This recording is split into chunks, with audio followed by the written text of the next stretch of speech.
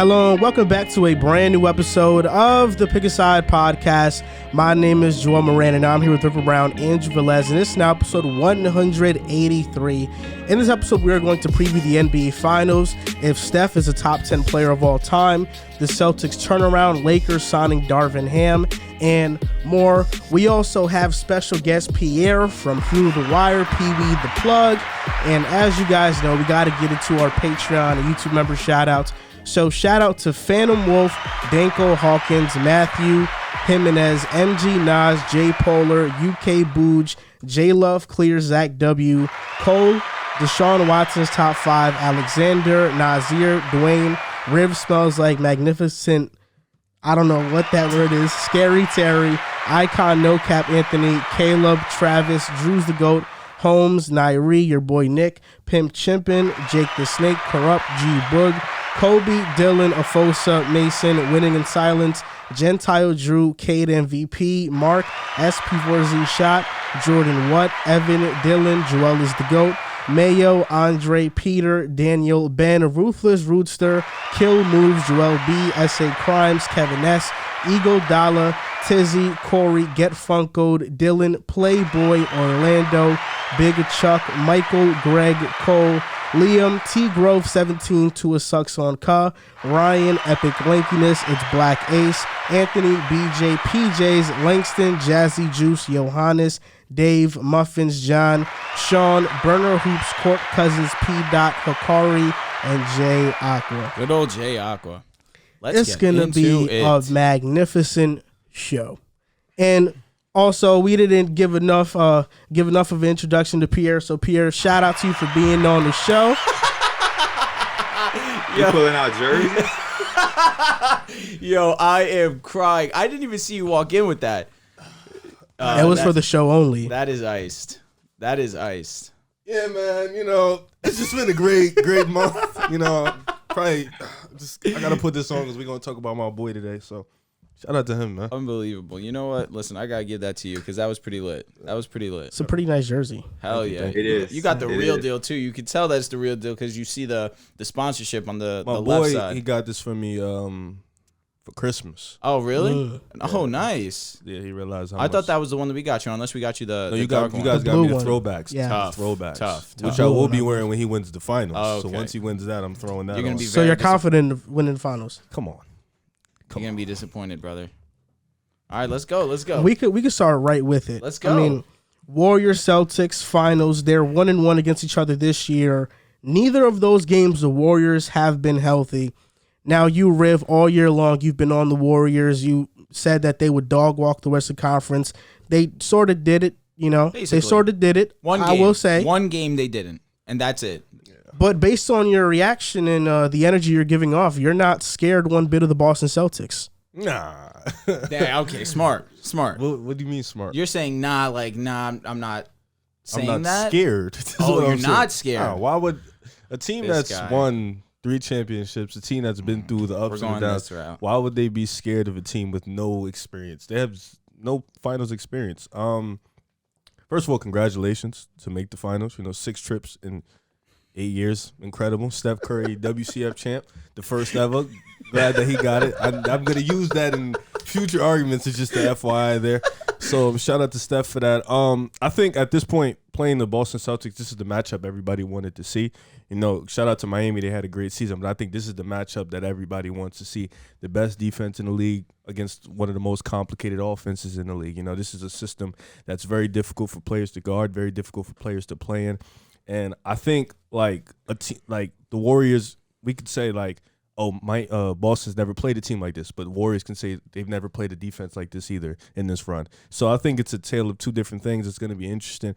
But I got the Warriors. I got to stay on that boat. I've been saying the Warriors are going to win the chip all year. I just feel like the Warriors are peaking at the right time. Kevon Looney has been amazing. Andrew Wiggins has been amazing. Otto Porter and Gary Payton will be back in the finals. Clay is finding his shot. Jordan Poole already had his shot. Steph is finding his shot. He's been more efficient, especially in the WCF. So I think at this point, with the Warriors peaking at the right time against a defense like this, they're going to need all players. And this is a defense, this is an offense that doesn't predicate on ISO offense like the Nets.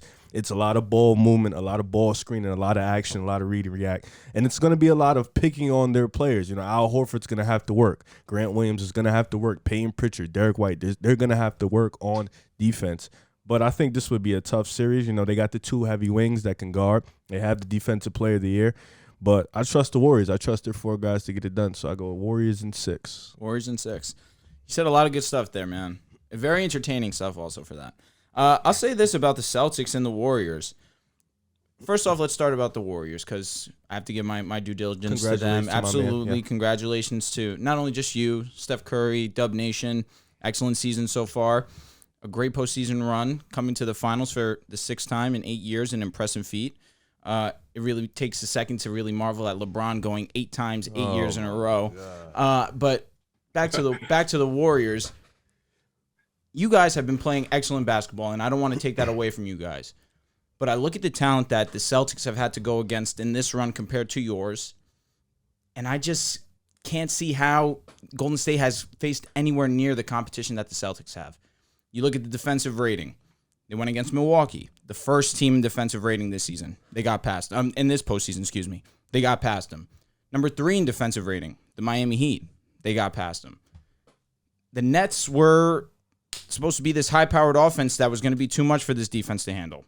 Celtics handled that pretty swimmingly. A lot could be said that the Celtics were not favorites in many of those series. My good friend River Brown did not have them winning a single one of these. You could say that the Warriors' ride was easier for sure. You had to go against the Nuggets. You had to go against an injured Grizzlies team. You go. Hold on. Give it a sec. Let me finish, man. I just don't like how you threw that in there. Like the Bucks were. They were. But it was Middleton. It wasn't. You know what I'm saying? What do you mean? John Morant, Middleton. There's a difference. I mean, John Morant played. He did, but he got hurt. Middleton played zero, but fair. And this is no disrespect to the Warriors. They just had a little bit of an easier ride than the Celtics have. You guys have been amazing. Offensively, number 1 offensive rating this postseason. You mentioned it. This is one of the most complex offenses in NBA history. Forget about just right now. In NBA history, the way that you guys screen off balls, catch the ball off screens, pop and shoot, consistently tiring out defenses. You guys are a legit offense. However, you guys have not played a team like Miami or Milwaukee in this postseason run. And the Celtics got past both of them. I believe firmly the Celtics will be too much for you guys, and the Celtics will win this series. Wow. Miami. Have you played a team like Miami in this postseason? I don't think this may be a hot take. I don't think Dallas is like 3-4 spots lower than Miami. Are they better than Miami? Is Dallas better than Milwaukee? No. Are any of the teams that the Golden State Warriors played this postseason run better than Milwaukee or Miami? Defensively, no. As a ball club? No. But has Boston played an offense better than the Warriors? I mean, like I said, the Warriors probably the best offense. Wait, Drew, let me ask you this. The playoffs right now. Riv, hold up. Let me ask you this. Do you think, bro? Nice shirt. You weren't high. Thanks. That is a nice shirt. You weren't high on Miami all year long. Let's just say, in a hypothetical world, the Mavericks move on to the finals and the Heat move on to the finals. I'm pretty sure you would have picked Dallas. Am I wrong on that? I would have picked Miami. You would have picked because they beat the team. They beat the team that I was highest on, and I would have had to give them their respect in that regard for sure. So I would have probably leaned Miami. Absolutely. You know, can I ask a question? Oh, absolutely. Sure, buddy. Why would you have taken Miami over the Dallas Mavericks? What do the Miami Heat do? Defensively, they're a better team. Offensively, I can't disagree. That's the main reason why I was low on Miami, because their offensive output is just not up there with the elite teams in the NBA, especially with Tyler Hero going ghost come playoff time. They don't have that number 2 option to score. However, defensively, I felt like they would have been able to draw up a good scheme against the Dallas Mavericks, and the Dallas Mavericks are another team that don't have a consistent number 2 option either. Has Miami not been a one-man show like Dallas, though? For sure, but they have better role players than Dallas do. And they have a better coach. That is Dorian Finney-Smith, Reggie Bullock, an argument. Brunson, Dinwiddie. Oh, these guys Miami has better role players. These are players that have played above expectation Well, you know what? You got to give credit to the player because ultimately you have to do it. Who's better, Kyle Lowry, Jalen Brunson right now? Jalen Brunson. Dinwiddie or Lowry right now? Dinwiddie was disappointing. How Dinwiddie has been playing? Kyle Except Lowry's Dwight been Powell. hurt too. Yeah, Dwight Powell is. What about not Max it. Strus or Dorian Finney-Smith? Who are you taking? Ooh, you put a good name. Dorian Finney is it. He's really good. DFS. He's so really I just good. named you Mavericks. Maxi But Kleber Max or Strus- PJ Tucker. PJ Tucker. PJ Tucker. Easily. The way Maxi Kleber played against the Suns, give me his ass. But how And about they Maxi system. Kleber against the Warriors. Warriors? It's the Warriors. That's why I got the Warriors. It's the Warriors. Okay. That's the problem. It's the Warriors. But against the Miami Heat, I don't know, especially because we're not getting. It depends on what Bam we get into. Now, Bam defensively. I like the Heat. All I right, go talked ahead. about the Heat the last time I was here, but when I seen them in the playoffs, Kyle Lowry from round one, I wasn't really feeling him. I think the Tyler Hero hype was a little too overbearing coming to playoffs. He's a very good player, extremely talented, but he's not one of those guys. And I think the 6th man of the year, the way he ran off with it, a lot of people expected some crazy input from him to change a series. I don't think Tyler Hero is at the level where he changes a series for you. He can help, but he's not like I don't look at that series like, oh my gosh, the Heat didn't have Tyler Hero last night. Like nobody's that's saying that. no. Obviously, he would have helped anytime you lose a player, a part of your rotation to help. But I didn't see one person on my timeline like, oh my gosh, imagine if they had Tyler Hero for Game 7. But we all know he's good, so it's no disrespect to him. But man, a Warrior, I cannot believe you just picked the Celtics over the Warriors. It's you know what I standing understand tall. that. He's No, standing exactly. Yeah, my guys over here, they've been on the Warriors train the entire season, but the Celtics provide something that I just think that the Warriors are going to struggle with. This is my question because you talked about everybody the Celtics play. This is my real question that I meant to get to at first. So we go over the fact that the Celtics had a brilliant Eastern Conference run. They did. They made Durant look the worst I've ever seen him in my entire life. For sure. The Bucks and Giannis, though they did fight hard and Giannis played the best as he could, he didn't shoot the ball fairly well. He did not look like the most dominant guy since Shaq. And then the Miami Heat, who offenses look terrible since the playoffs have started. What do you see with the Warriors that can be that can be used to an advantage? Because when you look at the Nets, right, the surrounding pieces outside of KD and Kyrie made it a lot easier. Not to take away from the Celtics, but it made it a lot. You're not guarding Drummond, you're not guarding Claxton. You'll let Bruce Brown shoot however many threes. Blake Griffin, you're not really worried about. They just didn't have the surrounding pieces. I know it's easy to laugh at the Nets because Kyrie left the Celtics and Durant left the Warriors. Now they're in the finals, and me and people like Riv were picking them, and it's how they got swept. But they played extremely close to them in every single game. They had a bunch of chances to win a couple of games, and I truly think with a right offseason and the right pieces around them, they'll be right back, and nobody will really care that they got swept. For sure. Second round, you go against the Bucks, who, as much respect I want to give them, they were the reigning champions. They are one of the most easiest teams to scheme against because you know the game plan is for Giannis to drive, and if he doesn't have it, he can kick. The Celtics have the recipe to front line that with Horford, Grant Williams, and Robert Williams with the length of Jason Tatum and Jaylen Brown. The Miami Heat, there's no perimeter threats. There's really no offensive threats outside of Jimmy Butler. So now when we get to the Warriors, what can they exploit with the Warriors system? The fact that you have Steph Curry, Draymond Green can initiate offense, is constant moving. Jordan Poole is a firecracker. Andrew Wiggins can give you 25 in a game. Kevon Looney and him are tied for the most offensive rebounds in the entire playoff. They got like 46 offensive rebounds apiece in the 14 games that they've played. That's second chance points right there. Do you have guys like Otto Porter, GP the second? What can you exploit if you're Boston against the Golden State Warriors? I'm dying to know. I'm assuming that I'm the only guy choosing the Celtics here, so this question is 100% for me. I look at the Celtics and their offense this far. It's been, to a degree, disappointing. Against the Nets, they really couldn't get a consistent offense going, but their guys hit big shots. Their role players hit big shots when they needed them to. Yes. Against Milwaukee, very similarly. They really did not have a consistent offense. However, their role players were very consistent in hitting jump shots. Al Horford was absolutely huge for them. Round 3 against Miami Heat, same thing. They did not have a cohesive offense, but they're still able to get past because of one thing, and it's been their main thing I shouldn't say the entire season, since the All-Star break, that defense of theirs. Against the Warriors, their defensive unit is still really, really good. So long as you have Draymond Green, that defensive unit is going to be very cohesive. It's going to be very sound. But I'm expecting Jason Tatum, Jaylen Brown, and the rest of these role players, Marcus Smart, Grant Williams, Al Horford, to hit the big shots regardless, because they are going to – the Golden State Warriors defense is not the Miami Heat. It's not the Milwaukee Bucks. It's not, regardless of what you want to say. First in defensive rating in the regular season, the Warriors. They were not. They were number 2. They were first. They were number 2. They were first. I'm pretty sure the Celtics were 1. You could be right. But this postseason, they have not been. They have not been. I believe they're the 6th defensive rated team. That doesn't mean anything because their offense is so great. However, I do trust the Boston Celtics defense. Their perimeter defense specifically. Marcus Smart, Defensive Player of the Year. Derek White is very good defensively. Grant Williams is very good defensively. And don't get me started on Jaylen Brown and Jason Tatum. They have the defense on the perimeter to play against the Warriors, and I feel as if that is why I'm feeling the Celtics here. So right now, looking at the regular season rankings, defensive rating, okay, Celtics number 1, 106.2, Warriors 106.6.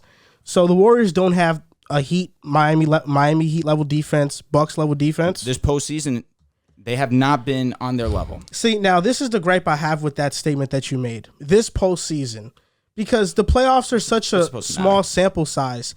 The Boston Celtics played the Milwaukee Bucks when the Milwaukee Bucks had the first defensive rating in the playoffs. They played the Chicago Bulls. Are we serious? We're using the Chicago Bulls as a measuring stick to how great a team is defensively. Milwaukee's still a good defensive unit. You know what? I don't know if I'm gonna. No, but is that not correct though? Yeah, but yeah, right. So you're saying the almighty great defensive Bucks in the playoffs. Oh, it's because they did this to the Bulls. This is how you want to misconstrue that. No, I mean that's the team they played. 5-game sample size. Miami Heat also. It's a 5-game sample size. So you're going to use that 5-game sample size over the entirety of the regular season, where the Bucks were an average defense. The Bucks were an average defense in the regular season. How about the way that they played against the Celtics? They were good defensively, but they were really. I remember Jason Tatum after Game 4, was it? No, Game 3. Game 4, Game 5, Game 6, 30 points, 40 points. It's Jason Tatum. But then again, it's Jason Tatum. An elite defense doesn't allow. Miami has an elite defense. They didn't allow Tatum to go off for 40 once in this series. He had 30 clean, but he didn't have 40. I mean, wow, that's a real feat. But I'm saying versus Milwaukee, he was able to go for 3 straight 30-plus point games. Again, like I said, played against Miami and so Milwaukee. So you think the Milwaukee Bucks this postseason defense is better than the Warriors? There's a real strong reason why you're singling out Milwaukee. No, because I just want you to back up that point. I think the Warriors. I think the Warriors are a little bit better defense than Miami, but than Miami. I do think. Wow. Not to mention. Let's not even mention. Warriors were second in defensive rating, only 0.4 spots below the Boston Celtics when Draymond missed how much? At least a third of the season, right? Yeah. At least a third of the season. Klay Thompson came back Christmas. Really hasn't been on with that Draymond level with Draymond Green. Since the playoffs with started. Draymond Green, the Warriors are by far the best defense in the NBA. He is. We have to give the Warriors some credit for what they did against the Dallas Mavericks. It's just like, and it's funny because people been doing this for like a couple of days, but I've been swimming in the fact that Steph has that WCF trophy. But I've been noticing and I've been peeping that people, when the Warriors played Denver, and we all understood at this table that Denver was going to be a cakewalk. The media, Warriors in 6, Warriors in 7, the Joker this, the Joker that. Okay, the Warriors washed them, right? Then they go play Memphis, right? Some people picked Memphis. Some people said this was going to be a hard series. Okay, John Morant, he missed the last 3 games. The first 3 games they played, they go up 2-1. They beat Ja by 40 points. 40 points. Then the next game they lose by 40 to a team without Ja. And then the next 2 games was pretty much Warriors. Then they go play Dallas. And people were like, matter of fact, the Ringer had Dallas making the finals at a higher percentage than the Warriors. Dallas just beat the Suns. And Warriors then in 5, man. The Warriors just made them look Like they didn't belong. like they didn't belong in the Correct. Western Conference Finals. So I don't like how just because the Warriors made these teams look smaller than what they were, it's like, nah, the run was easy. I don't think so. I mean, Miami's run wasn't strong. They played Atlanta. They played Philly. Joel Embiid missed 2 games. I'm with you there. So that run doesn't seem too strong to me. But let's talk about the Celtics that are ultimately in the finals. The Celtics had a great run. The Celtics feel like they should win. They feel great. I think this is one of the greatest in-season turnarounds in NBA history. The greatest. They're making the finals. Tatum is in that stage where a championship could definitely catapult him. And it feels like it's Tatum and Brown's time to prove everybody wrong for all the shit that people talked about them being potentially split up. But that being said, I don't like the argument that the Warriors have had this easier path. The Memphis Grizzlies are a better team than the Brooklyn Nets. I was sitting front row when the Grizzlies clipped a first round matchup. Wait, but who's a better Nuggets or Nets? Who's a better team? If we're being serious, just the Nets.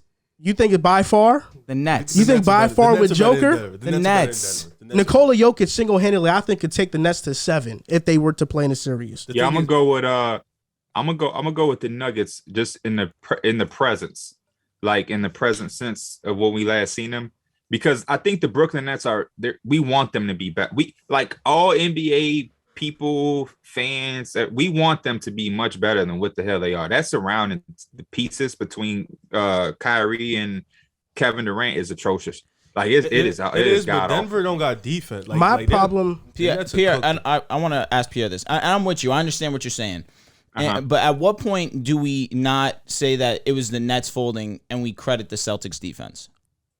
Oh, it's definitely a little bit of both. You got to give credit to the Celtics. I wouldn't take anything away from the Celtics, but also when you look at how the Nets competed in every game and just like a shot away from this game, Jason Tatum spin around layup winning that game. For sure. It wasn't how people made it seem. They swept them. You got to give the Celtics credit. But usually when it's a sweep, it feels like, oh man, he just had no chance. They just stumped them. And the way that it's talked about, it's a lot higher and bigger than what it really was. Like if I didn't know basketball, I would have thought that the Celtics crushed the Nets and there was no way that the Nets had any chance. And I think more of it is because people like to clown the stars like Kyrie and KD, because Kyrie does weird stuff and KD is so like reactive on Twitter and whatever. But I think the emphasis is really that KD struggled in a way we've never seen him. So it amplified it a little bit more. But when we watch the games and you really go back and look, it wasn't how it was presented to be, if we being honest. And then in Milwaukee, I really do think that the series is different if Chris Middleton is healthy. That's just me. Not different. It's Milwaukee is in the finals right now. I don't think it's any.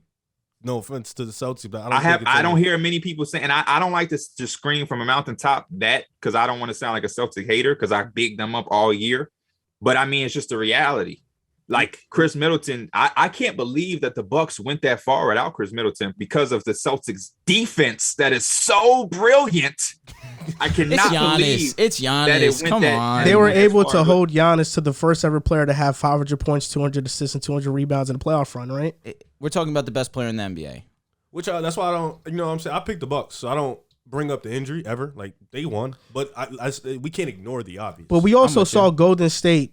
Luka had his worst series to date against the Warriors. So we're not crediting their defense for Luka struggling and not being Michael Jordan level great in that series. Like, that's what he's been to this point. And y'all was letting Jimmy put 40 on y'all and winning games. You know, this is ultimately why the Warriors are going to win in 6. The Celtics are a feel-good team. They're a feel-good story. And, you know, if you've known me for the past couple of years, me vouching for the Warriors, this is uncommon. This is totally Uncharted out of territory. my comfort zone. But the truth about the Celtics is that, okay, yes, on paper, they face the tougher teams. But the way they beat each team outside of the Nets, to me, was not very impressive. Milwaukee, they blew, I believe, Game 5, if I'm not mistaken.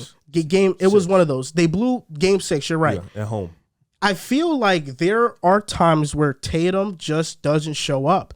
And we saw it in Milwaukee series in Game 3. Yes, he showed up 3 games after that. But like Jimmy Butler said, although Butler showed up for Game 7 and Game 6, he said if I would have showed up for Game 5, Game 4, we would win. Tatum has to show up for every single game this series versus the Heat. There was not one moment for the most of the series that I said Tatum's a better player than Jimmy Butler. I really didn't say that. I think Jimmy Butler outplayed Jason Tatum in that series.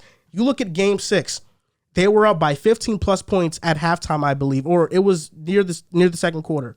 Celtics let them come back in that game on Jimmy Butler's coattails. He's the one that brings them back. They're up 13 points with 3.5 minutes left yesterday in Game 7, and the Heat go on an 11-0 run. And if Jimmy Butler hits that transition three, the Miami Heat are in the NBA championship right now. They are in the finals right now if he hits that three. He didn't hit it. Now Celtics are in the finals, but there are just too many times the Celtics go cold. The shot diet is poor. The defense is always going to be there, but Jason Tatum there are games where he doesn't perform. He doesn't go off for 25 plus, which that's what his average is. He's supposed to go for that every single night. And I just feel like versus a team like the Warriors that's super experienced, that's going to hurt Boston. I think they're too inexperienced, and the Warriors have shown you it doesn't matter if they play bad for 46 minutes. If you are not focused for those last two, they'll beat you. And they did that against Memphis. I think the Warriors are going to win in 6. Even though the Celtics are great defensively, I think they're better defensively against isocentric offenses like the Nets, like Miami, that Miami was able to, they really only had Jimmy Butler and Giannis. That's an isocentric offense. He's just going to drive and kick. They're better against those offenses because all they do is switch. Versus the Warriors, they're going to have to be much better in communicating who's going to get who. And ultimately, if Steph Curry is and wants to be a finals MVP for the first time, he has to be all-time great. And I think Curry can be that, but it's really on Curry to really show up and perform for all these games. Yeah. And they haven't played an offense like this. All those teams we named, they have not played anything. As much as Drew is saying the Warriors haven't played a Celtic-type defense, which you're right. They haven't played a Warriors-type offense. You know what I mean? And I really do hang it on what Joel said. The experience, man. They're built for this. That's why I don't even like the defensive rating. That shit can go in the garbage. I'm going off what I see and the way they handle Luka. Full court pressure, 3-2 zone, box at 1. You can't prepare for that because you don't even know what the hell you about to see. You know what I mean? Like you just don't. And that comes from experience. It's nothing that this Warriors team hasn't seen, bro. This is 6 out of 8. They've seen a LeBron type heliocentric offense. They've seen teams try to hunt Curry. Him and LeBron and Kyrie was really trying to hunt Curry in those finals. They've seen James Harden isolation or 5 out. They've seen trying to be aggressive with Curry. They have literally seen every single thing versus the Celtics, who are this is their first time here, first time head coach. They deserve all of their flowers. This has been magnificent. I think they have a bright future, and I think there's parallels. Tatum is the face. Curry is the face. You have the Robins, the number 2s that complement them so well and sometimes come and save the day. Game 6 Clay. We've had plenty of games where Jaylen Brown has stepped up in the absence of Tatum. And then you have the 3 guys who's the heart and soul, the pit bull, Marcus Smart, Draymond. I'll get the tech. I'll fight you if you do something to Tatum. I'll fight you if you do something to Clay. Then you have the former player head coach who came and made the proper adjustments to get the instant success in Udoa and Steve Kerr. So there are some parallels there, and I like that for the finals. But I do agree. I think the Celtics just feel good. Everybody likes them. They got good, likable guys. And it's new. It's like a new era with them being a top dog because it felt like Bucks, Nets, if everything is right, Sixers because they got Harden, and then out of nowhere it's like the Celtics. I mean, even the Heat, and then you got the Celtics just came out of nowhere. So it feels good, but the Warriors are the Warriors. They've been here 6 out of 8 for a reason, and it just feels like their moment. It feels like Steph is going to solidify himself as a top 10 player, which is a topic we're going to get to. It feels like, they got a point to prove to win without KD. And then, to usher in this new team with the youngins. The Warriors excite me, man. The Warriors, P, you got some shit. Warriors in 5 or 6 or 7. I'm gonna go 6 to be respectful, but in the back of my mind, I'm thinking 5. I ain't gonna lie. Okay. I said 5 for the Mavericks. No respect and for what people the thought I Celtics was, are about. Maverick fans thought I was being disrespectful, but They got the recipe, man. Before we go on to the next topic, just to say this. The Warriors had a defensive rating 104.2 with Draymond this season, 46-game sample size. So that's 2 points higher, 2 points lower than the Boston Celtics. And the Celtics, after the All-Star break, which is when they made their magnificent turnaround, they had a defense rating of 111.1. So the Warriors have the real DPOI in Draymond. Draymond's the best defensive player in the NBA. I'm with you there. But I before we move on, I just want to get your take on this, Drew, because there's not somewhere a little bit in you where you are disappointed in the Celtics. In what way? Because facts. In our predictions, you picked the Celtics over the Nets. Riv and I picked the Nets. Of course, we were wrong about that. But versus Milwaukee, you said Celtics in 5. They go 7. Versus the Heat, you said Celtics in 5. They go 7. So in your mind, you expected the Celtics to finish off these series sooner than when they finished off, and you could argue they should have done it. That doesn't concern you a little bit? You're not slightly disappointed in that? That's a great question. Against Milwaukee, no, because there was times where the lack of being in those type of moments, I should say, showed for the Celtics, and that championship experience from Milwaukee really shined through in some games, and they were able to capitalize in the end of those games. But for Miami, yes, there's a little bit of disappointment where I thought that this would be a little bit easier. I wasn't expecting Jimmy Butler to go out in Game 3 and the Celtics not be able to close that out and allow Bam Adebayo to be the offensive force that he was. Yep. So yeah, no, I'm with you. There's some slight disappointment to what I was expecting. Against Milwaukee, not so much. Yes, I believe that they easily could have won that one in 5. But the championship experience of Milwaukee showed. But against Miami, that's where, yes, I will be really honest. A slight disappointment in certain games. But ultimately, the job was done. In that moment, they're on to the finals. The grand scheme of things, the job's not done. And I think that they do so in 7. And that's just what worries me about Golden State, is that I feel like they should have beat Milwaukee in 6. I feel like they should have definitely beat Miami in 6 at TD Garden at Game 6. And yes, you're right, Game 3 without Jimmy Butler for the entire game, Bam Adebayo beats you. For sure. They can't play like that against Golden State. One thing, though, you got to give the Celtics credit for, Game 7 in Miami, to come away with that win. Even though I know the Celtics were the better team, to still do so is impressive. You picked Boston in 7. Against you guys, yeah. So you think they have the home court advantage because they were the 2 seed? No, Warriors have a better record. The Warriors have not lost a game at home this year. You think Boston is going to go into Chase? Listen, it's going to come down to your boy if he's clutch or not. I don't have just I've been one to boy. Chase. It ain't happening. I don't have just one boy. There's 4 boys. There's 5 boys up there. Now this, there's even though you're a Steph Curry guy. There's Poole. There's Clay. There's Wiggs. There's Dre. Respect them. There's 5. Listen, if your boy Steph comes to play that Game 7, which he could, he'll definitely come and show up for Game 6. That's Clay. This is the problem here that we're having. Steph, even if he doesn't show up, which he will, of course. Look at the team. Look at the team, bro. You need Steph to be Steph. Look at you. The lesson. I'm gonna Pee-wee's here. The less and more theory. That's what it's called. The less is more theory. Correct. Yep. That's a good theory. It's actually a really strong theory, but it's only a strong theory against teams that are not as good as that team or better. Against this Warriors team, the less is more theory is cool, but when the Warriors are more is more, it completely debunks that. But how are the Celtics less, in your opinion? You guys have 2 scorers. No offense. Marcus Smart, nobody's really worried about him on offense. I'm sorry. Rob Williams, I watched him play. He's not an offensive player. He's a defensive guy. Threats, defensive guy. Grant Williams, if he's not open, he's not a threat.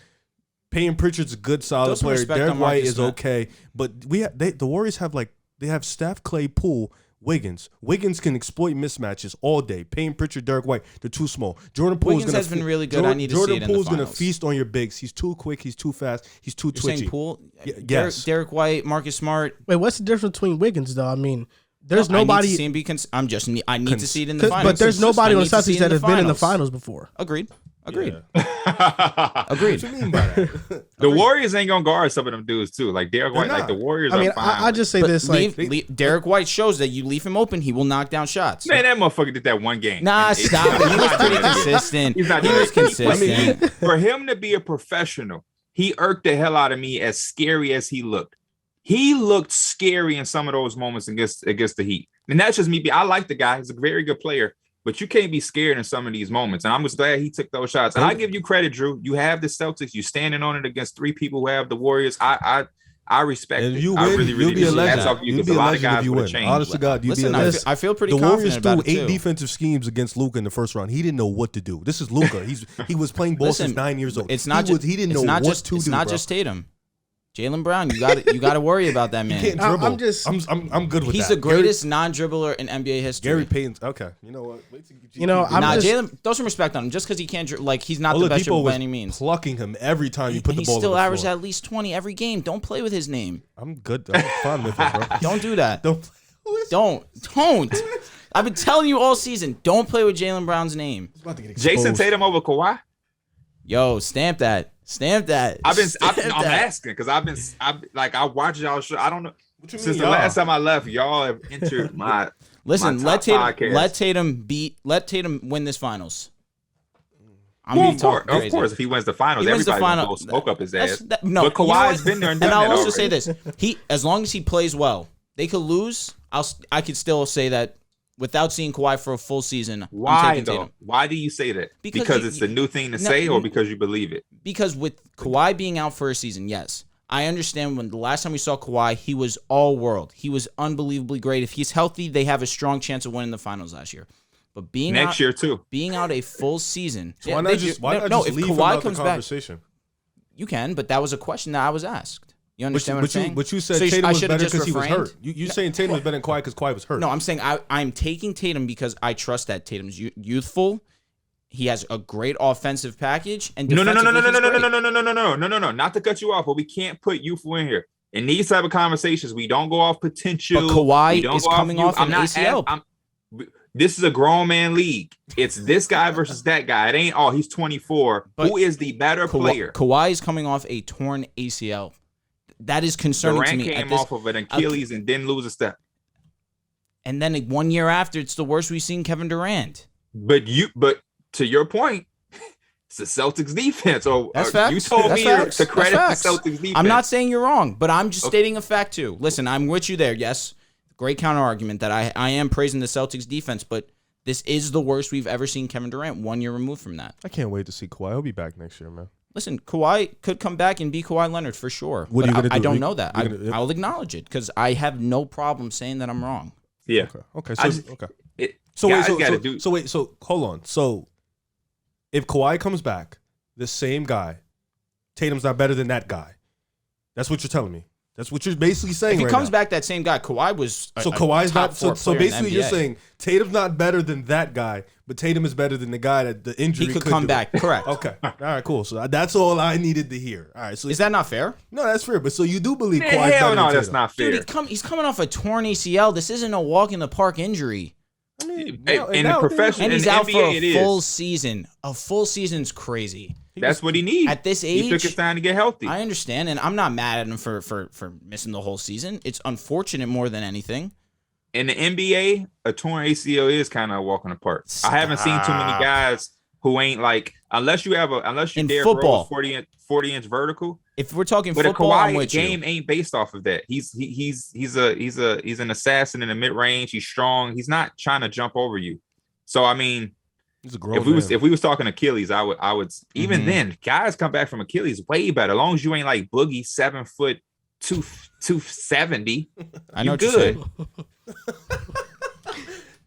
I'm just being real. I love Boogie. I'm just being real. Some of these injuries ain't as bad as they once were, depending on who the person is and the type of game that they play. Shout out to Boogie. But it's going to be very interesting. You know, I'm looking forward to the Kawhi Tatum thing. I will agree though. I mean, if we're going off of this upcoming season, if I'm taking Tatum versus Kawhi, I might go with Tatum. No, you didn't. No, Mike. You said you were going. No, I'm going with Tatum. Yes, I'm glad Joel said something. Less concerned. There are less concerns. No, it was you two picked Tatum, and I said no. Kawhi. There are less concerns with Tatum, and I feel like there's not a big gap, so I'm going. I understand, but on the court, there's literally no concern with Kawhi for me. No concern. That's pretty facts, though. What he's saying is very fair. There's no concerns with Tatum, and the gap is not significant. No. Even if you think Kawhi's a better player, I count on Jason Tatum being healthy as like being more healthy than Kawhi and playing the entire But year. health doesn't determine who's better. It just determines who's more available. Availability is a skill. That's why you drop Availability AD so is much. not a skill. What the King, hell? how many Is times AD a have- top stop 15 it. player to you? Exactly. How many times do you shit on Anthony But Davis because that's he's not he on the can't court? shoot anymore. That's Oh, why he literally can't shoot anymore. You know what's also different between that, because I feel both sides. Anthony Davis is out with little shit. Kawhi has an ACL. Anthony Davis, he break his pinky nail and he's missing 7 games. But Kawhi Leonard is Mr. Dink and dunk. I have this type of injury. I'm going to sit out. He's a couple load management. games. He's the he is the he's the amount poster of child for time, load bro. management. He hasn't played. I'm okay with load management. He'll fine play when he needs to. I am more than copacetic with load management. But that's just the story of Kawhi Leonard's Nice career. word. Thank you, bro. I He appreciate was, Copacetic. when he was young, he was playing. Now he's old, got a load it. manager. He's played 60 games one time in the last 4 years. He's old, bro. No, I'm exactly, which is why the ACL is concerning to me. I And really, there's still a lot of players in the league who would die for some of the shit he's done. Oh, for sure. You kidding me? Listen, we're not comparing. It's a lot of availability guys That's who the would one. die for his resume. That's the one thing that I feel like gets misconstrued in that argument. I really wish. It's because people hear Kawhi Leonard, they automatically think about everything he's done, and which is fine. He and hasn't it makes done nothing sense. with the Clippers yet. I just think about his last run. You know me. I don't do that. Let me finish this. People think about they hear Kawhi and they automatically hear the resume and everything he's done for the league. 100%. We're talking about right now, right? We're not talking about longevity because Kawhi is leaps and bounds. Man, you just told me Jason Tatum age. That's not right now. Right, I'm talking about right now, where we stand right now. But when Jason I asked Tatum you told me is Jason one of the Tatum's best younger, offensive so you're players. banking on the future, which it ain't right now. Well, when we come back next season and Kawhi has missed an entire season and Jason Tatum is just entering his prime, we're going to have that conversation again, Pee-wee. Defensively, Jason Tatum going took into the season. I'm going to have Jason Tatum higher because he played. I can't put an injured guy top 4. So what are we arguing here? But when you say he's better, you got to account for the fact, like Riv's saying, he's coming back to the league. Kawhi Leonard's going to play again. I can't rank a guy top 3 small forward if he didn't play last year, but that don't mean he just forgot to play basketball. You got to count that he is going to play again.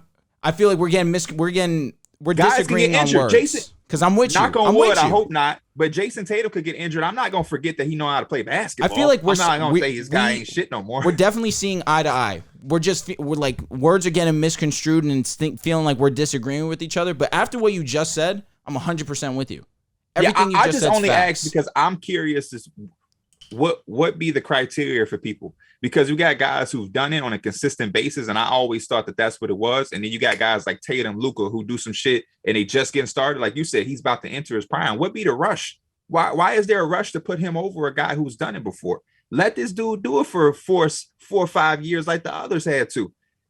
We anoint guys so quick and then boom, they never do some shit again. Like if the Celtics never going to run like this again, now what? But the we Celtics, were so thirsty to put Tatum here and here. The Celtics have been into the conference finals how many years since Tatum's been in the league? Every year but one? The Celtics have been to the conference finals with Tatum, every year 3 but times. They've been into twice? 3 times. 3 times. Jason Tatum is him. His rookie season in the bubble. How many times they won that? One time. One time. Exactly. That's it. I agree. Exactly. You're making a good point. I can name a bunch of guys who James Harden been to the conference finals a bunch of times. Also, like the criteria when that question was asked between Tatum and Kawhi, it was who are you taking going forward, and also it was both. Who's better now? Who are you taking going forward? I think Kawhi may have the slight edge now in terms of who's a better player. But going forward, if I'm taking one guy to lead my team, I'm taking Tatum. And if you're accounting for recently what they've done, you look at the past 3 years. Past 2 years. You look at Kawhi's tenure with the Clippers versus Tatum with Boston these past 2 years, including this season. Tatum has been to the conference championship twice, now the finals. Kawhi blew a 3-1 lead against Denver in the second round, didn't get to the conference finals, then was having a historic playoff run, but got hurt in the second round, didn't get to play the Suns in the conference finals. So if we're talking about the past 2 years and now, Tatum has done far more than Kawhi Leonard. But was Tatum better individually? You talk about all those runs. You know Tatum wasn't better than Kawhi. No, he was not. So that's what we're talking about. I agree with that. Did the team win? Yes. Did the Clippers choke? Absolutely. But was Tatum better than Kawhi? You're right. No. So Kawhi Leonard, and if Kawhi don't get hurt, they in the finals. That's facts. That's the only reason the Suns went last year. I agree. Kawhi Leonard last year's playoff run's better than Tatum's this year's playoff run? No. Kawhi's wasn't Jason complete, Tatum has so I had a can't better even compare. run. Tatum's Okay. had a better run. Kawhi's wasn't complete, so Tatum's had a better And run. then so Tatum's having a better run, then projecting that Tatum's only getting better, and Kawhi's going to take some time to adapt from his ACL. I'm putting Tatum over Kawhi. That's fair. But I'm not that's arguing fair. that. If you're going who you taking for the future, I'm taking a 24-year-old.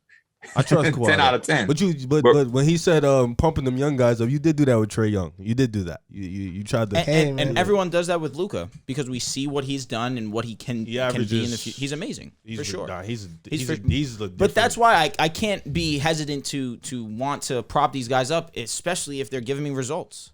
It's a difference. Like going into the year, whenever we do our rankings, I always do my shit based off the previous year. Don't care what you did in 2007. It don't matter in the current rankings. So I do that in that sense. So like coming into this year, I had Trae Young over Dame because the year when the Hawks went to the conference finals, he was playing better basketball than Dame. But I'm not saying I'm taking him overall because Dame has done it for 7-8 years. You know what I mean? But I know what you mean. Yeah, it's a different quickness list to put guys in a certain tier.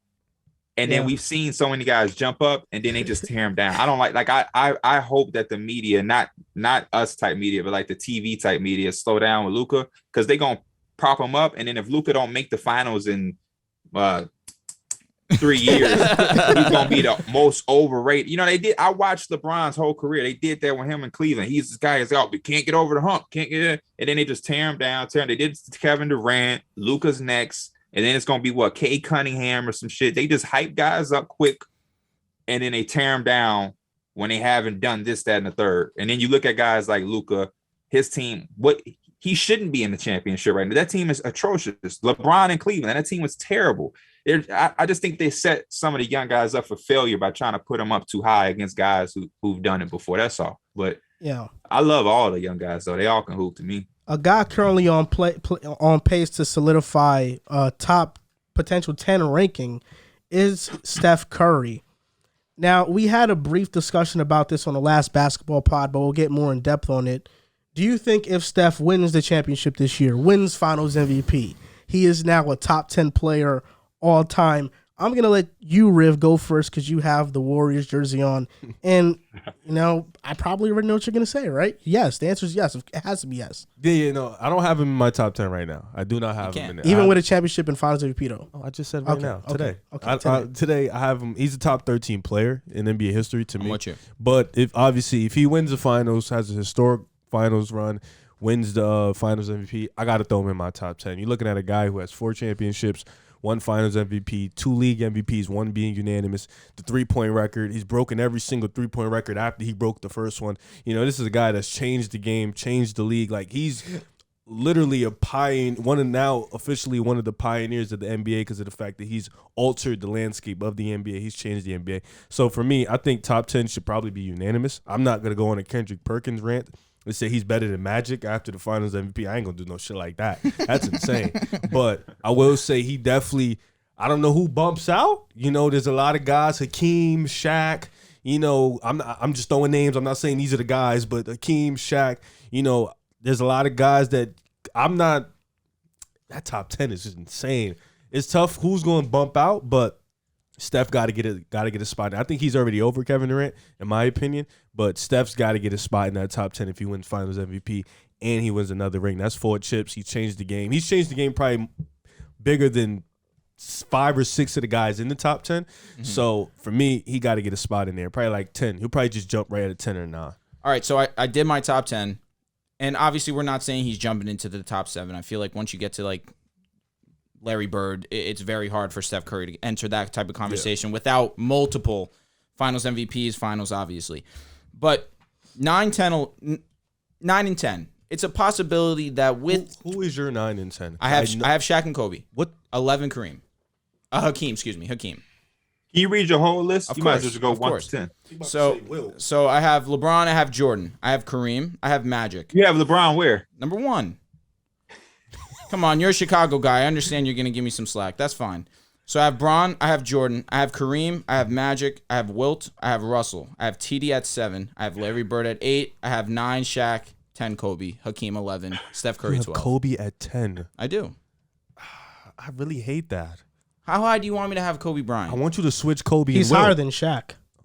I don't know if I can't do that personally. I want you to switch Kobe and Wilt. I really do want you. Always a weird conversation for me.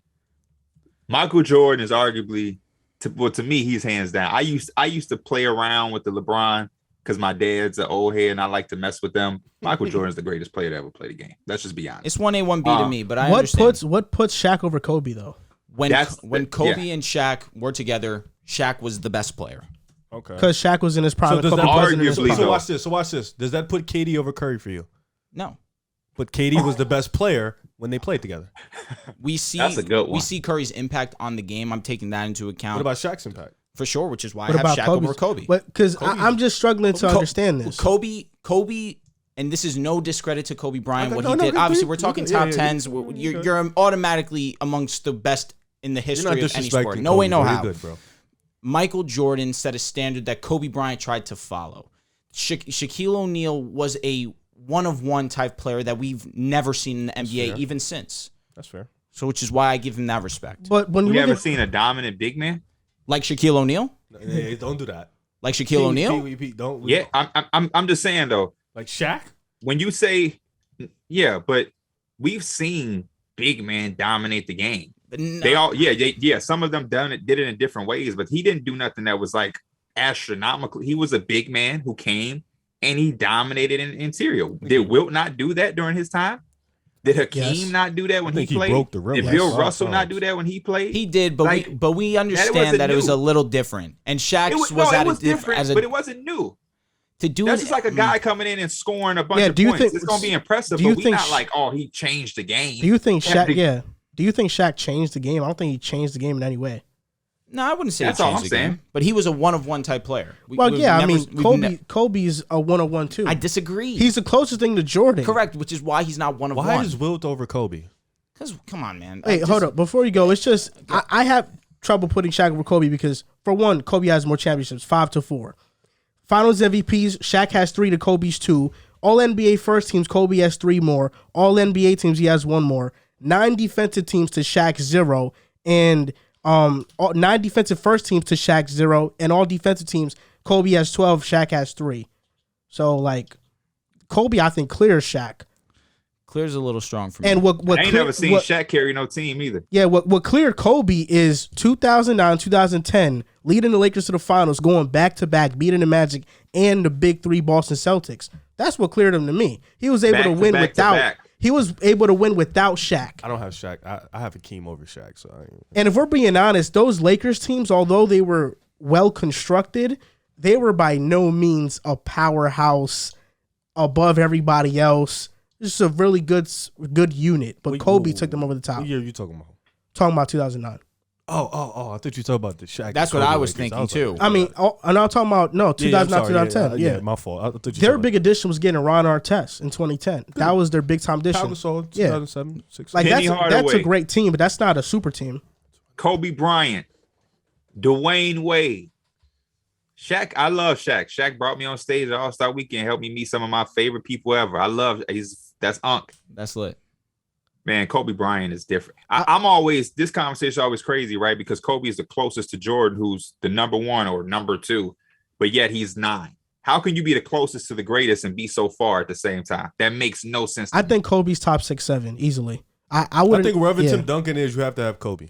Honestly, Do you have Larry Bird over Tim Duncan? I do have. Okay. No, I have Tim Duncan over Larry Bird. So that I have Tim Duncan over Larry Bird as well. I have Tim Duncan at 7. I feel like wherever Kobe, because Tim Duncan and Kobe are aligned. But you disrespect Wilt and Bill Russell. I don't. Bill's in my 10 and Wilt's in my 12. That doesn't mean he's disrespectful. That's nuts. It's just That's where he is. That's crazy. I was like nuts. Back to the question at hand. Respect the I don't history of the think game. I don't think Steph Curry becomes a top 10 player all time. I agree. Even if he wins a championship and wins a Finals MVP. I agree. You look at Hakeem. I think Hakeem still has a better resume. Hakeem, 2-time champion, 2 times Finals MVPs. Some of the weaker rosters that he led to the championship. He has 2 first teams over Steph. Steph could very well get that though, and 4 more All NBA teams. And I mean, it's just Hakeem, the 2-way dominance, 9 defensive teams. Curry not having any defensive teams, I think, is what hurts him in these types of arguments because he has nothing to his name in that regard. Then I still wouldn't put Curry over Shaq. I still put Shaq over Curry and Kobe over Curry. I essentially said the exact same thing in my argument. I'm not putting Curry over Kobe. That's not what I'm doing. But I think the Shaq and Kobe, you can make Shaq and Hakeem, you can make the argument that those would be the two guys that they put over because of the fact that Steph Curry kind of changed the landscape of the league. And like you said, he has more rings than both. Well, he has more rings than Hakeem. So he doesn't have more finals MVPs, but he has the unanimous. So it's a lot of things Steph Curry has done that's kind of like first and everything, or like changed or like elevated the league. So you got to kind of put that in that's why people look at AI so differently, because not only was he a great player, he kind of changed the game. You know, he saved the league in a sense. So that's why people look at him in kind of like a different light. That's kind of how you got to look at Steph Curry too. If this was a list off of most impactful players, Curry's top 5. He's probably top 3 most impactful players in NBA history. But in terms of the top 10, just resume-wise, I don't think he's there yet. No, he's not going top 5. I don't know if he's top 5. I don't know if he's top 5. Most impactful? Most impactful? No. Top 5 most impactful. I don't know. The three-point revolution started with him. No, I agree. And I 100% Do you have your he's hater on that team. Curry No, hat? absolutely not. But MJ? you have to throw Magic, Larry Bird, MJ, LeBron. Wait. Time out. How did Larry Bird change the game over Curry? Thank you. Whoa, Thank you. whoa. Thank you. Magic and Larry Thank you. saved the NBA. They saved the NBA because it gave them something to root for. Like they gave them a storyline. I don't love LeBron. He's the second greatest player to me. How did he change the game over Steph Curry? Impactful doesn't just mean just how you Impactful change to the way game of basketball in terms of changing the game. Yeah, Not the most fan. you favorite. How did he transcended change basketball the game? into a different direction. I'm still on Larry Bird. Stop. Magic and LeBron Larry. changed the shit way more than Larry Bird. What did Larry Bird change though? Player. I might throw AI in player there freedom before I throw also. Bird. Magic and Larry for sure. by themselves saved the NBA. Man, I'm not trying to hear nothing. But you're talking about more about man. publicity and not like But that's actual, really the whole thing. Without that's the Larry and case- without if that's the without case, you gotta Magic, throw- there's no you NBA gotta today. throw Maybe Bill Russell in them in there too. Then, I don't fine, but no. but that's not impactful. Magic He was a and player coach. Magic and Bird saved the NBA, and MJ took it to a whole different level. And That's what I'm about to say. I'm about to say you can miss me with the save the shit, because if you'd have waited a couple of years, I'm with you. Jordan would've Listen, came I in. don't Wait, hold on, let disagree me ask you. because You think Larry Bird has revolutionized the game more than Dirk Nowitzki? yes.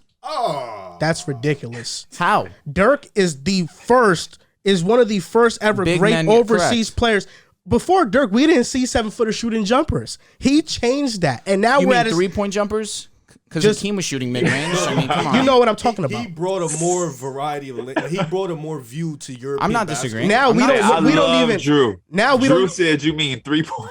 Because come on, we're talking about big men. It's not like they had no. I mean, turnaround fadeaway, backing The up, one turnaround that fadeaway. Hakeem didn't do that. Hakeem did it. one-legged foot? Hakeem, wait, hold Of on. course Hakeem did not. turnaround fadeaways like Dirk. No, like no one did it like Dirk. No one. Dirk Bro, that's the revolutionized the point. I game. understand what you're saying. Yes. Dirk brought a different view to European basketball. Yeah, of course. That's European. Of like, course. that's Larry I'm Bird still stuck and on Larry come on, Bird, man. man. Y'all are dragging it. Larry and Magic saved the I don't NBA. think they It's top that five. simple. Just because you Top saved five, the that's all. NBA, you saved it from a Come rating on. standpoint. Come on, bro. But they Without didn't them- revolutionize the game of basketball. Without Magic them, the league would Johnson have died. Magic Johnson. Michael Jordan was right there. But Right, without- he was coming He right was back. right there. That's a clean 8 years without him.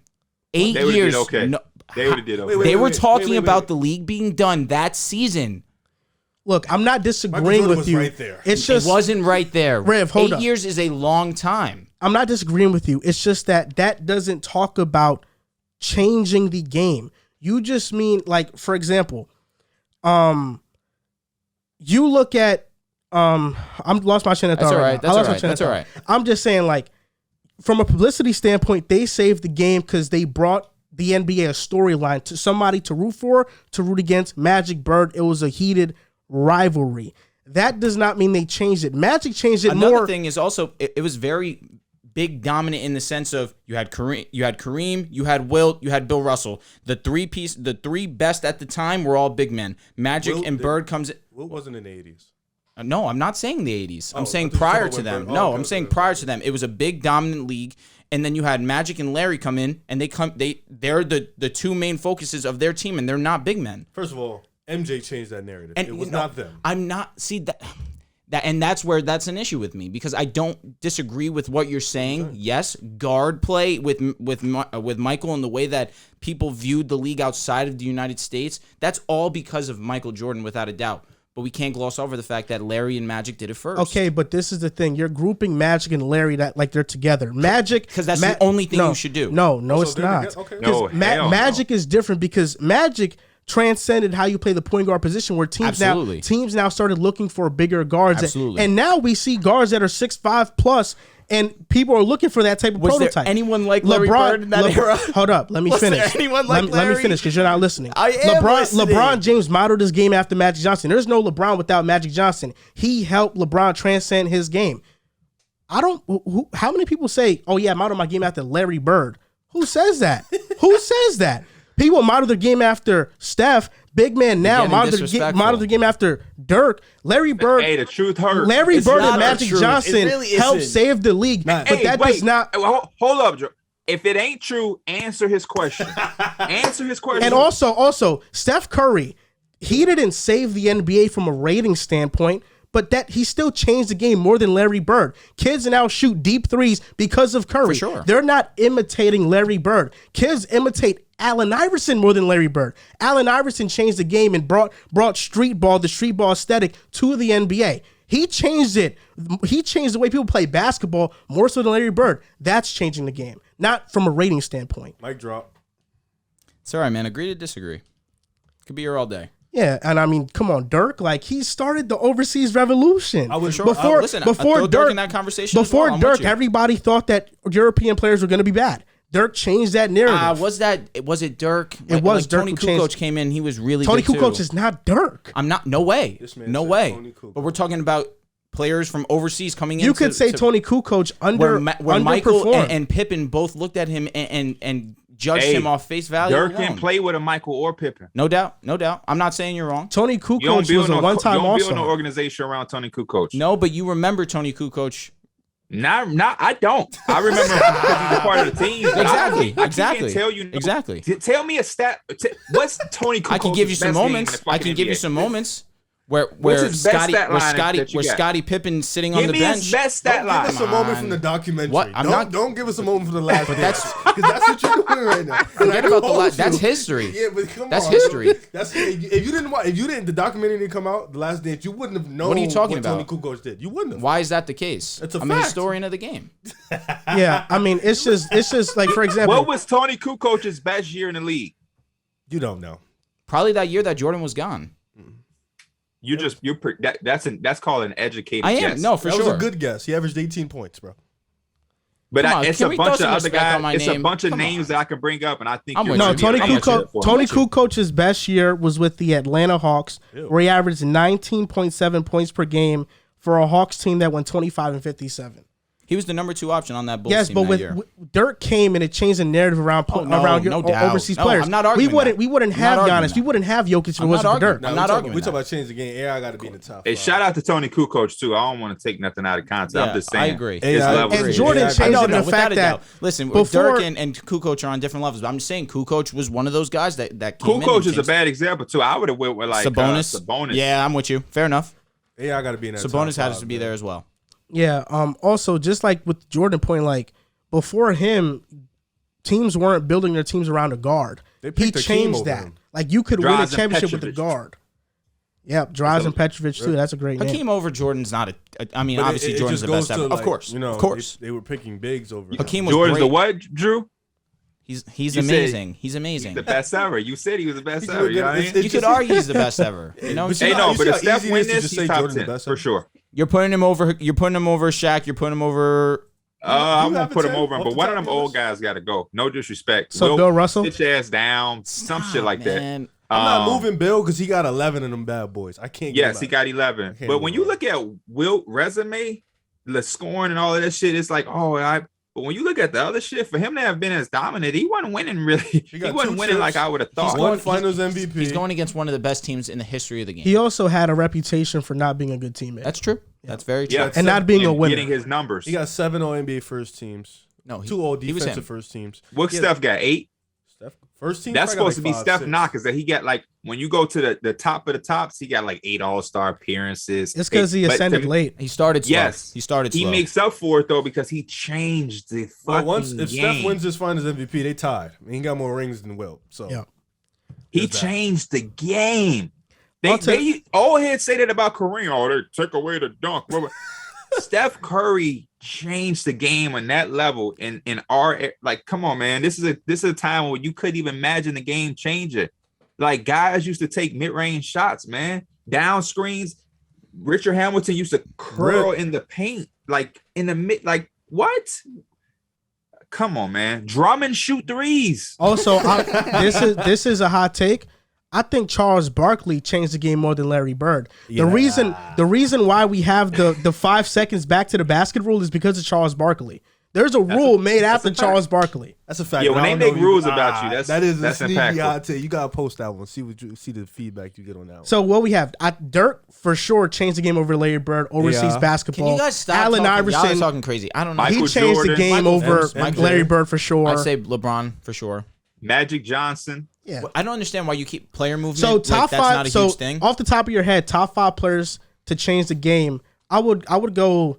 Number 1 is Michael Jordan. Don't do it no more. Michael- just put 5. Yeah, just 5. Just Michael 5. Jordan No has to be order. number Michael 1. Jordan, Steph Curry, Hey, Dirk Nowitzki, Dirk. Shaq is 1, 2. LeBron One of them, James. 2. LeBron. That's 6. Magic Johnson has to be in there. Yeah, Magic.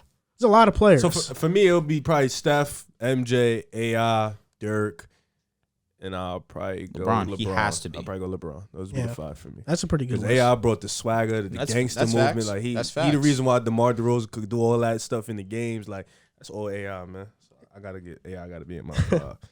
All right, so on to the next topic. You know, Drew, this episode has been very surprising because although you're a Lakers guy, you don't have the colors. Man, you've been vouching for the Celtics all year long. You're a Lakers guy, though. I don't like things like this. You're vouching for the I'm an Larry analyst. Bird I'm an now, analyst. too. Come on. So, Oh yeah, God forbid I for- respect the greats of the game. so for the is ridiculous. Celtics, do you think that they had the greatest turnaround in NBA history, and they're think- having it right now? They are having one of the best without a doubt. I need to see the championship to 100% say this isn't a conversation. They would be the number 1 greatest turnaround in NBA history. Just off the top of my head, when I was looking at this, the one that came to mind was the 2018 Cavaliers, where you go into the trade deadline, you have one team. The day after, you have a completely new starting 5 minus LeBron James. So, and for that team to go to the finals with as poor as a roster construction as it was, I feel like that you still have to give recognition to. However, we're talking about a team that at one point was a fringe play-in team, finishes, or they had moments at the top seed of the Eastern Conference, finished with the number 2 seed in the East, finished with the number 1 defense in the NBA, and to make it to the NBA Finals, this is absolutely outstanding what the Celtics have done without a doubt. I agree. I think we're currently witnessing one of the greatest in-season turnarounds. The Celtics are one of 3 teams to start the season to at the midway point be under 500 and then finish with an over 600 win percentage. The other 2 teams, Lakers in 2003 and the Utah Jazz in 2019.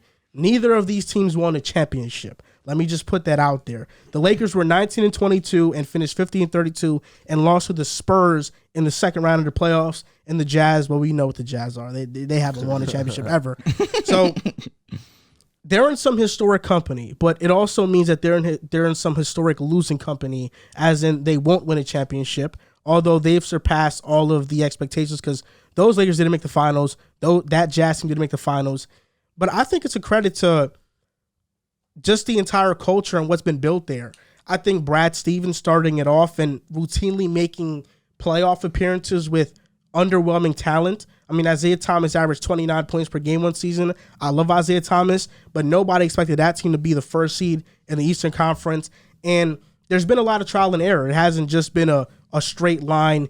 They tried the Isaiah Thomas point guard experiment, then the Kyrie one, then the Kemba Walker one, to now figure out all along it was Marcus Smart. I mean, Marcus Smart was drafted to be the point guard of the team. He never fully got his opportunity. And now Marcus Smart is the point guard of this team, even though his shot selection is very spotty and he's not the greatest of playmaker. They have finally found a recipe that works for them, and that's not having any defensive liabilities in that starting lineup. Brad Stevens going to be an executive, bringing in Al Horford, trading Kemba for Al Horford, bringing in Derek White and Daniel Tice along with them. I thought those were great moves. And then Ime just setting the culture.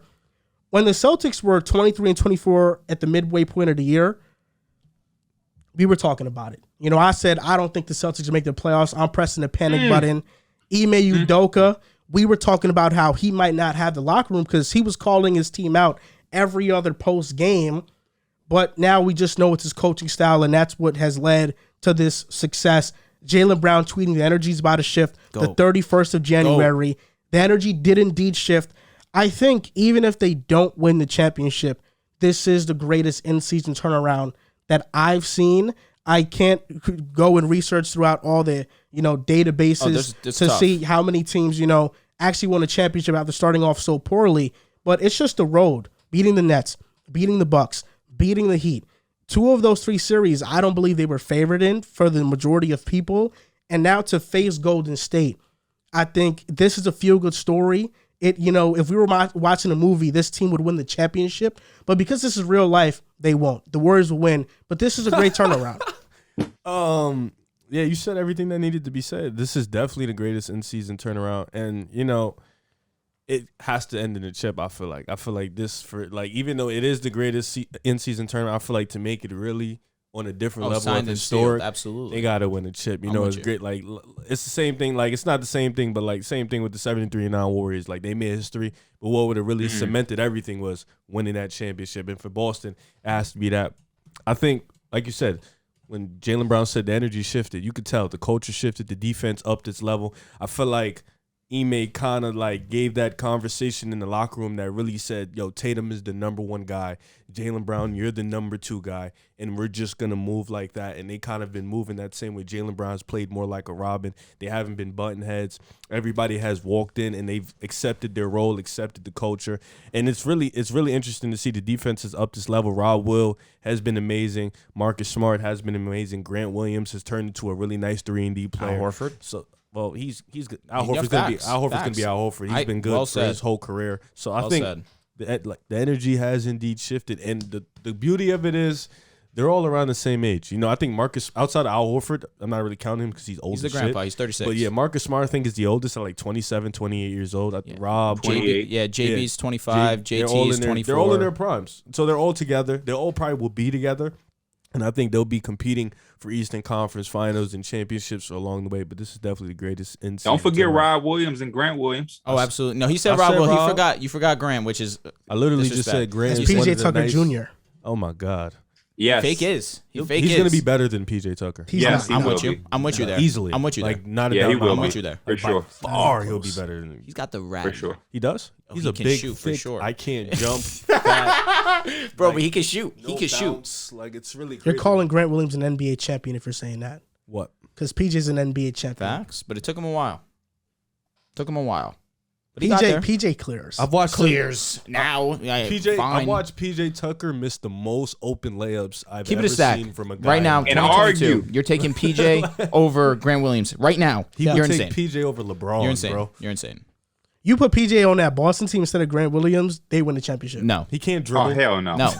no, How he gonna miss so many absolutely layups? not. Now he really booty on O. He's just a defense. No, against the Warriors, he turns up though. Really? Yeah, Bro, there's a Did you guys reason that miss- PJ. Was he a part of the 27 missed threes? he definitely wasn't a was. big part of it. Bro, There was there's a reason. There's a reason why PJ didn't clock that many minutes last night. He was hurt. Hamstring. Ah, No, was it? actually Wow, I'm hamstring, yeah. stunned. If he would have been playing, Oh, you would have lost. I would have won my player prop bets, stop. and we would have won. What'd you have him for? Who's we? I had him What 2-3. do you mean? Damn. we? Wait, what do you mean we would have won? Bro, that What was the hell? crazy. That was crazy. That was nuts. I That was heard nuts. too. I'm talking about PJ Tucker stands. Yo, the fan base. Pierre, what do you think, bro? Is that this was the crazy. greatest in-season turnaround or not? Yeah, that I know of. Like, I'm not going back into no database for 1953. But yeah, it is. It's nice. The Heat when they won a championship, it wasn't as bad, but they started off like 11-10. They fired Stan Van Gundy and Pat Riley took control. Like that was Shaq and D Wade, if I'm not mistaken. Yep. And once that happened, they turned their season around. D-Wade. But yeah, it's the greatest for sure. The difference with like the LeBron thing with the Cavs is that they had LeBron. Of course, he had been there. Fair enough. Yeah, like 7 times before that. I'm with you. But that team was garbage. That team was garbage. Well, that run was also mid as shit. What are you talking about? You played the Pacers mid. They Paul went George 7. Was on that squad, played, was it not? No, George. No, that was the Victor Oladipo squad. I'm sorry to tell you that, brother. Bogdanovich was good too. In Bogdanovich, yes. Yeah, that was mid. And then you played Toronto. Mid as shit. What do you? It was Because he Toronto. made them mid. Yeah, Where he averaged more points. Right. And Total then points. you played the total baby rebounds. dinosaurs. I mean, Toronto was notoriously known as playoff chokers, though. I mean, and then you played the baby Tatum. you get caught baby Brown for sure. So mid. 7 games again. Yeah, mid. It was a mid run. But what do you mean? But the team how was that shit. mid? The team was The shit. team was garbage. You know what wasn't mid? Game 1 when he had Golden State Warriors. No, that was that. Pay homage. By the elite. neck. That was elite. That was very Bro, elite. he averaged like 38 points for the playoffs that year. He was insane. He was getting guarded by Lance Stevenson and Bogdanovich. I'm not really. That ain't That up doesn't to move him. me. That doesn't move That me. ain't up to What's him. wrong with you right now? mid. You're being a hater. It was mid. You're being a hater. He don't choose who guard him. That's fair, but was it not mid? You putting the Pacers up as he played the Pacers. Victor Oladipo. Like this is the guy. Like come on, like, nobody's remembers who. Honestly, about that run, they only remember Baby Tatum and the Warriors. That's really it. I don't. Oh yeah, they only remember the game winner. They don't really remember what happens after that. Honestly, Are you kidding me? The 1-footer that was fire. Of course I was, but how many DeMar games? DeRozan. I think people forgot DeMar DeRozan played. I believe that because LeBron was that great. Okay.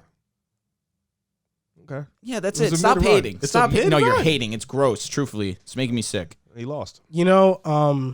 When talking about the Celtics, That was rude, bro. That was rude and unnecessary. when talking about the Celtics, early in the season, in the off season, Oh wait, last before we- summer. I'm sorry. I wanted to ask a question. I apologize because I was watching Rob Williams right for the Miami series and a little bit of the Bucks series, and maybe it's just a me thing, but he doesn't move agreed. me like at all. Whoa. Like on offense. Like Of course, he's not an offensive guy. He's not, but like you see bigs like they're really active in the pick and roll. You know, they're guys they get. He's the ball. hurt right now. He is hurt. That's why I thought too. He's Like bad. maybe Like, he's hurt, bro, but you he's just saw it kind of last like night. out there just running around doing pretty much damn near nothing sometimes. Bro, you really can see how he's running, and he looks like he's not right. Yeah, he rushed back from a meniscus. Start giving him that's his also flowers. an underrated thing No, I about said this defensively, series. he was great. He was great. Bro, but he's offense- nuts. Sometimes he just doesn't move me. At least in the East, amongst the Celtics run, the team that has won has been the healthy one. They were healthier than the Bucks. They were healthier than the Heat. The Warriors are the healthier team in this series by far. They don't have guys that have nagging injuries. The only one, Andre Iguodala, is scheduled to come back. He's but, a coach at this point. Yeah, like he's not even. I don't know how much he'll play. Yeah, exactly. But the Celtics are banged up. You have Marcus Smart still playing through his stuff. He'll play every playing through single his game. stuff. Rob Will's the scariest one for sure. Yeah, I think the X factor is Al Horford in that series. Man, Al Horford better sit his ass down. Stop it! Don't The do X that. factor is Jordan Poole. Will he steal Steph's Finals MVP? Oh my god, bro, that would be hilarious. Why? You're That would be laughing, crazy. you're That laughing, can happen. but you know that's one I of your don't care. biggest fears. We'd win him. Don't care. No, but that all See, this is why I'm a Steph guy, which means I'm selfless, which means I don't care. I don't care who gets the Finals MVP. I just want the ring. You know what I'm That's saying? hilarious. Hey, Riv, on some real shit, he need that Finals MVP. he needs it. I'm not gonna lie. If he do needs it. that now, when I will needs be it. in shambles for a while. Like, I'm scared too. Bro, he because should take that Jordan Western Poole- Conference. not just Jordan Poole. Wiggins could possibly steal that. If I'm one guy deserves it, it's praying right now. Draymond Green. He's gonna average 4 points. I would like to see Hey, Clay win it. To be I honest love with you. Draymond, but for all of our sanity, he cannot win no fucking award like that. It's bad enough that they about to win a championship. Yeah, they thought Draymond was bad and didn't shut up enough before. He cursed Durant out, said we won before you, and now they about to win without. Nah, Oh my gosh, it's about to be Draymond nuts. about to be wild. So last summer, everybody was talking about Jaylen Brown and Jason Tatum being split up. So I think this is where we give the Celtics their flowers because they didn't panic. They didn't react and just make a decision they'd regret. They kept this core together, and now Jaylen Brown and Jason Tatum together have been to 3 conference championships, have been to the NBA Finals, and they could possibly win one in their, 25 and 24 years old, respectively. I mean, I think this is just a testament to, like, sticking with your guys, and I think it's an amazing story that the Celtics have gotten this far because I was under the assumption that I would have traded Jaylen Brown. I would have done that. And That's that crazy. And that would have been a fold. That's There's why actually- media got to be media and front office got to be front office. There's actually a 25 and 24. You do not You can't. touch. There's a Don't clip. trade that. There's a clip that Serge sent me that you said Ben Simmons and Seth Curry for Jaylen Brown. That's not horrible. Bro, No, it's atrocious. looking back at it now, that shit sucks. That's really does. That's because we didn't see Ben Simmons this year. Yeah, that's why it's like looking back at it, that trade really does. And we see Jaylen Brown. Yeah. Oh, goodness. Mr. No Handle Bucket. Don't try to act like you got nothing in this because you wanted De'Aaron Fox for Jaylen Brown. No, he didn't. I You did? want You what? Did I don't know. Did I? Bro, you're not a De'Aaron Fox guy, so I find that hard to believe. Me too. That's why. But if you got me, you got me. I But find don't that hard think to believe. I know Is that real? I don't know. Nah, I don't know. Pee-wee, I would tell you, Boy, I don't think so. De'Aaron Fox, He's not a De'Aaron Fox guy. I'm really low on Me him. either. Like He's not a De'Aaron Fox guy. He's good, but he ain't that. I might have to clip that because if I did, that's If terrible. anyone's De'Aaron Fox guy, it's I mean, me, and I would know never one say take that something you like made where the Celtics, when they were struggling, you were like, Jaylen Brown and Jason got to go off for 30 every single night for them to have a chance to I win. did say something. Jaylen If they don't Brown is go off, him. they won't win. Yeah, I did say something. And then you were like, they're a playing team at most. Yo, probably Pee-wee, did say some real shit quick, like that. man. Jaylen Brown, is he the best Robin in the NBA? You called me No. out last time. Who you No. got over him? Who? Paul Tell me George. who. Paul George. All right, but he's not. I guess fine. In 2022, in hated 2022 saying this that. year, who? Oh, Klay Paul Thompson. George. Absolutely. I'm He's trolling, not, I'm but trolling, come I'm on. trolling, Paul I'm trolling, George, I'm trolling. he's the number one for his team this year. Draymond Green. No, it's Andrew Jalen. Wiggins. No, That's her. y'all are chatting. You know the answer is Jaylen Brown. Now, respectfully, all jokes aside, like no cap, the best Robin will probably be this James year. Harden. It'll probably be I would Jaylen Brown. take Jaylen But it's Brown only over- Jaylen Brown because everybody's hurt. Honest to God. That's why. So what do you have? One person over him? No, AD would be over him. Okay. Damn. What about All Chris right, Middleton all and right, all Jaylen right. Chris Brown? Middleton would probably be over him. What the Damn. hell? Oh, they're probably in the same level, though. They're probably in the same level. Like Robbins, yeah, because Middleton Zach acts like Michael Levine. Jordan Nah, at home. that's unfortunate. Levine's Zach That's a Levine good is name. better than That's a Jaylen good Brown. name. I'm not trying to. I'm- Zach no. Levine was a Robin Yeah, this year. he was. Middleton He was. turns into Michael Jordan at home, so I probably would put them on the same level. So yeah, Kyrie Irving. Oh, Nah, God. see, you were chatting about that last That time you were one here. is we got to That see one it aged again. poorly. Yeah, we got to see that again. Hey, but the thing about me, I don't go off one series. One playoff series sure, don't for change. sure. I No, I don't never disagree. put a dude up here off one series, so I'm not gonna put a dude down here for one playoff I series. respect that. You get it 10 out of 10 days, give me Kyrie Irving. 10 out of Come 10. on, man. So Jaylen Brown over Chris Paul as a Robin. Hell yeah, that boy Yes. stinks. And he's Yeah. old Yeah, as shit. 2022 for sure. Yeah, he's doo doo. Yeah. I'm taking Jaylen Brown over Middleton, respectfully. That's fine. That's, I'm getting they're Michael really Jordan. close. You're Yeah, getting Michael Jaylen Jordan. Brown. Can you stop? That's a good point, though. Everybody is hurt. Everybody is definitely Anthony hurt. So by Davis for default, sure. I'm with Jaylen you. Brown. He's number one wins. in 2022. That's He's fair. the best So Robin. by Sure, default. sure. You can have Jaylen it. Brown ain't trying to. He's he gonna don't- be the If best. I went up to Pee-wee, Jaylen Brown stop and it. said, "Hey, you the best this year because everybody hurt," he's not gonna do what you Nah, just you, did. no. If you tell him, yo, you're the best there is, he gon' He's literally about to I be would be the- lying if I Yeah. said that. You're not. You're not. You're telling the straight up fact. What is he the best at? You're the best, second best Robin? player there is. Listen, he's damn good at scoring. He's a damn good defender. He He's, can't. No, I'm saying dribble. he can't Jaylen dribble. Brown. He can't Is he a his better skill Robin than set. Brandon Ingram? Brandon Ingram's a Robin. Brandon Ingram's wasn't- not a Robin. I think CJ led the offense. Oh, I think brother. Bi's better though. than Yeah, CJ. I would take Bi. Bro, we're not doing this. I'm gonna log up right now. How about- Brandon Ingram is not a Robin. How about CJ or Jaylen Brown? I'll say Jaylen JB. Brown. Come on. By a Let's- little bit, by a Let's little not bit. throw. I would say I'm going Jaylen Brown. Thank you. I'm telling you, the dudes that are better are hurt. Yeah, The yeah. dudes that are better are hurt. No, Zion, when he comes back, he's gonna be Robin. Would you take No, Zion no, or Zion- Jalen? I mean, either Zion's Zion a or bad Bi man. for me. It doesn't. So really Bi matter. is going to be the Robin next year. but are you taking Bi over Jaylen They're Brown? the same level. Yes, They're on the same level. Yes, the argument is Jason Tatum and Brandon Ingram, not Jason Tatum and Jaylen Brown. whoa! You're getting out of pocket. Jason that's not an Tatum argument. just made his separation. Wait, on No, Brandon Pee-wee, Ingram Pee-wee, because of Pee-wee, his no, run. Pee-wee, no. Pee-wee. Tatum and Brandon Ingram are not an argument. Bro, it's leaps and bounds. Tatum's better. Yes, it is. Tatum is better. Yeah, he's better. Significantly. But Ingram is closer to Tatum than what he is with Brown. Disagree. No, I disagree. Jaylen Brown. Y'all sleep on Brandon Ingram because he ain't on the fucking Celtics. But let him be on the Celtics and this shit. I'm telling you, ain't much really changed. We're gonna see Brandon next year. Ingram is one of them guys. We're gonna see next year. Pell's got a. They got a Q Yeah, squad. they do. They got a Q squad. They turned around their year They with did. him leading the They charge. did. Yeah, CJ came in and the culture shifted, which is what I understand what you were saying. I understand what Yeah, you that's mean, why- but Bi yeah. was the best player. Yes. Yeah. On to the next topic. The two teams that lost in the conference finals, the Mavericks and the Miami Heat.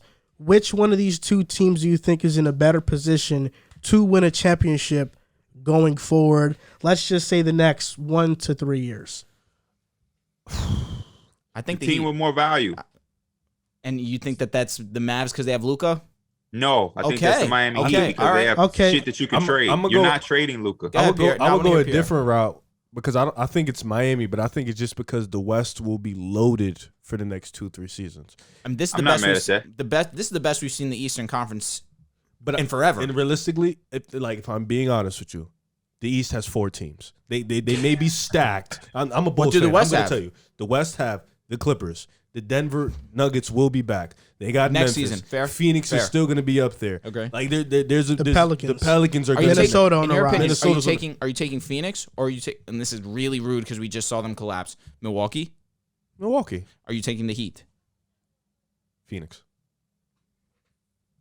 Boston, obviously you're taking Boston. Yeah. No, yeah, but I mean I know what he's saying. There's only 4 true contenders in the East. The Celtics, Heat, Philly on a Bucks, good day.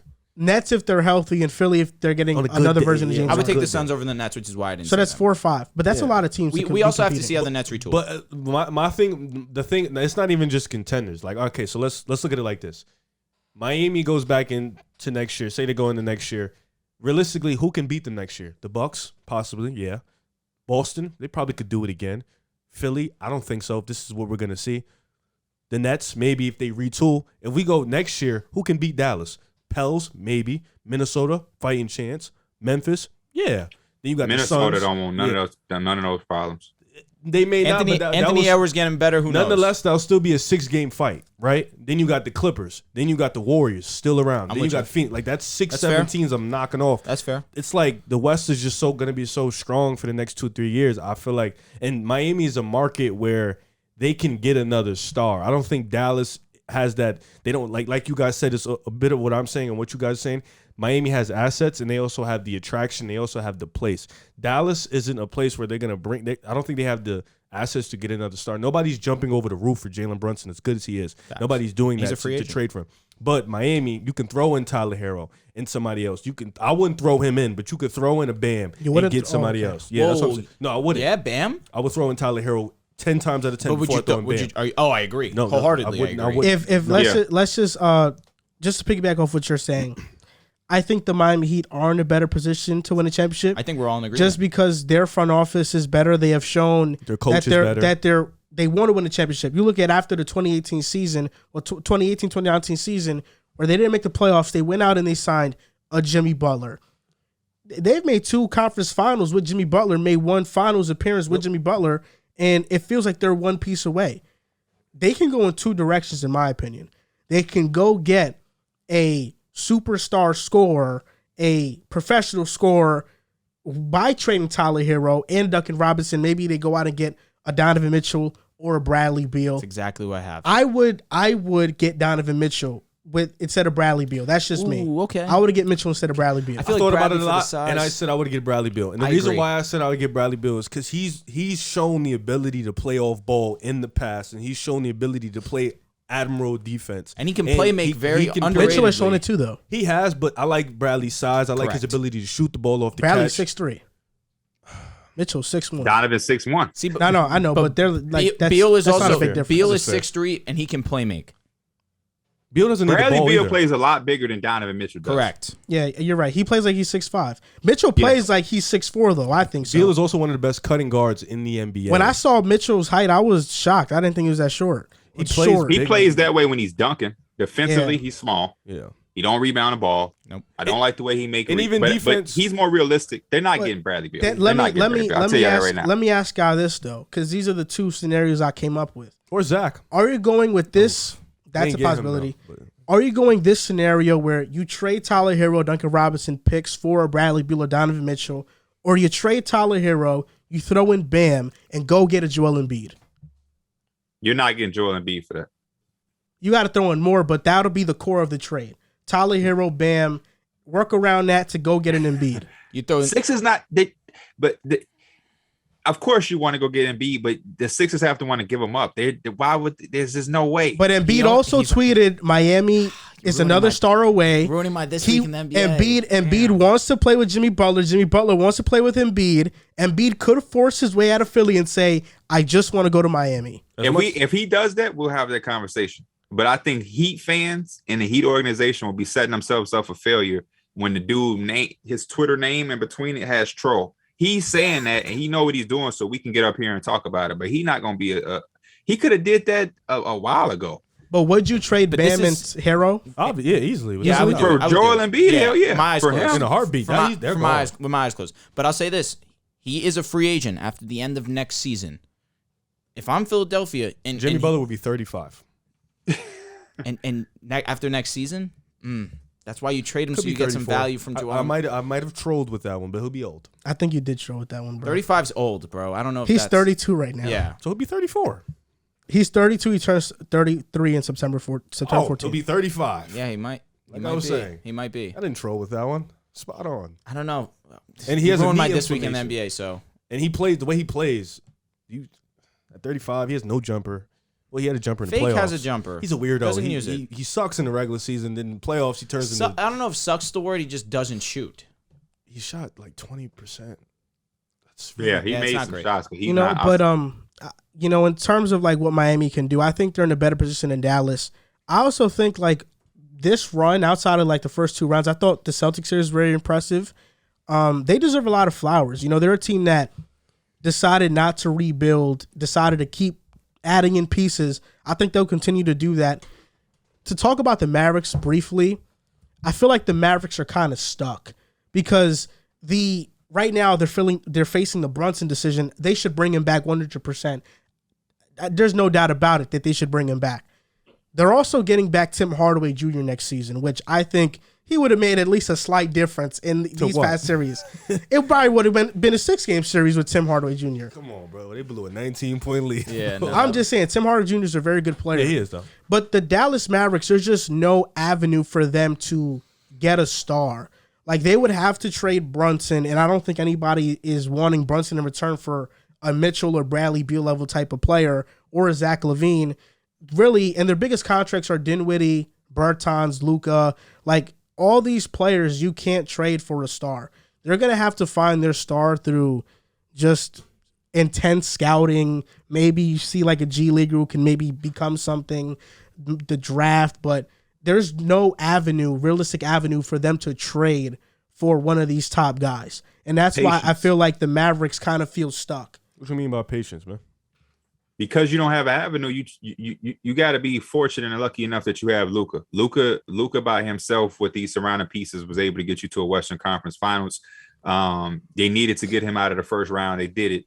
Now you just start building with what you can have, and you got to be patient. Bertans ain't gonna be there forever. Neither is Spencer Dinwiddie. And when what you have to start doing if you're the Mavericks is making someone want to be there when the opportunity does come. And I think they're not a free agent destination, but we've seen teams be able to get guys because you can be in a situation to win. The free agent destination ain't really luxurious no more. I'm a Knicks fan. People ain't lining up to come to the Knicks no more because you're not going to do shit there. So, but you've seen Boston has got guys before. You know what I mean? So if somebody can go play with Luka and feel that they can win, shit, it can happen. We see Chris Paul went to Phoenix. That's not always the top spot. Guys are going to places, and if you show that we got a good culture, we got the surrounding pieces, you can get somebody, man, when the time is right. But I just don't think you need to force it. Forcing it was crazy. And if they do lose Brunson, hopefully it can be in some type of sign and trade way. But yeah, I got Miami in a better situation. They should make a trade for Donovan Mitchell. Go get somebody who's a better scorer than Tyler Hero, especially in a playoff situation. You allow Jimmy Butler to be who he wants to be, which is not a guy that you're asking to get 30 in any given night in the playoffs. You allow Bam to not have to be aggressive because obviously that's not what he wants to do. And you let Donovan Mitchell focus on what he wants to focus on, which is getting buckets. Everybody wins. They were a pull-up three away from going to the finals. The Mavericks were not that close. So I have to go with the team who went 7 games and was a shot away. Yeah, and even when the Suns got Chris Paul, it was fortunate because Chris Paul had played in OKC for a year. They wanted to go into a rebuild, and they got Chris Paul for Ricky Rubio and Kelly Oubre in a first-round pick.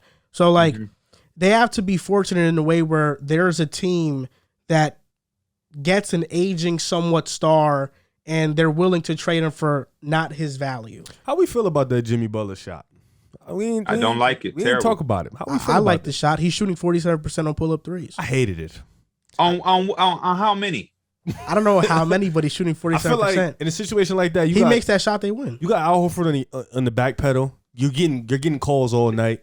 It was either going to be a foul, 2 free throws, a layup, or both, and one. Talk the talk. I feel like he had an opportunity to just rack straight to the basket. Line drive. It was him versus Horford. You remember the game. You remember how crazy the building was going. They just were on an 11-0 run. Yeah. Jimmy makes that shot. Doesn't matter what the Celtics do. The game's over. Drew. Is that wrong? Yes. Because this is why it's wrong. Because I look at it from my basketball player eyes. Bro, flexing. You just set it up. You have a cement foot Al Horford 36 backpedaling. Jimmy Butler was terrific going at the basket. The last couple of games, he had so many and ones I couldn't even keep up with him. He is. The crowd goes, the roof is off the building. If you get to the free throw line or you make it and it's tied and we about to head to overtime. That pull-up three, you know what it did? It took the life out of the building because you missed. Correct. And he missed. And it was short. I don't disagree. He missed. So here we are in hindsight talking about it's a bad shot. I knew he wasn't making that shit. Stop. I swear to You knew God. So do you think knew it? Jimmy was cooking the whole when night. he shot the shit, Not I'm like that. damn. Nah, I was Jimmy let it mad. go, and I said, well, the Celtics lost. You're crazy. Because I'm not. Once he shot the shit, I'm like, bro, the why? moment it was why? it was an 11-0 run. Miami was Al coming Horford crazy. is 36-year-old. Oh, listen, I don't disagree. Jimmy Butler has been going to the line all series. You're making gonna get a foul, or you're gonna get an and one, or you're gonna get a layup. But I disagree with He the shot point. that shot, and I said, why did he do that? I disagree with the down point that the two. building would have been going. Listen, we know how crazy a crowd gets for a three. We know, but that's the fact. He ain't Steph. He He ain't Clay. When a player hits a 3-point shot that they're not normally Oh my supposed gosh! to take. So we're being it goes literal. crazy. Yes, Drew. If he would have hit the shot and course. we gave them the lead, No, yes, but they that's would've what I'm went saying. crazy. They're not. But The same Celtics aren't result coming would back happen from if that. you got How an you and one figure? layup. They had like They would've 11 seconds. They would have left. been up one. With 11 seconds And left. Celtics They have would've Jason Tatum and on the the other Celtics side. would've just blown This the ain't no 13-point lead. guarantee they was gonna win.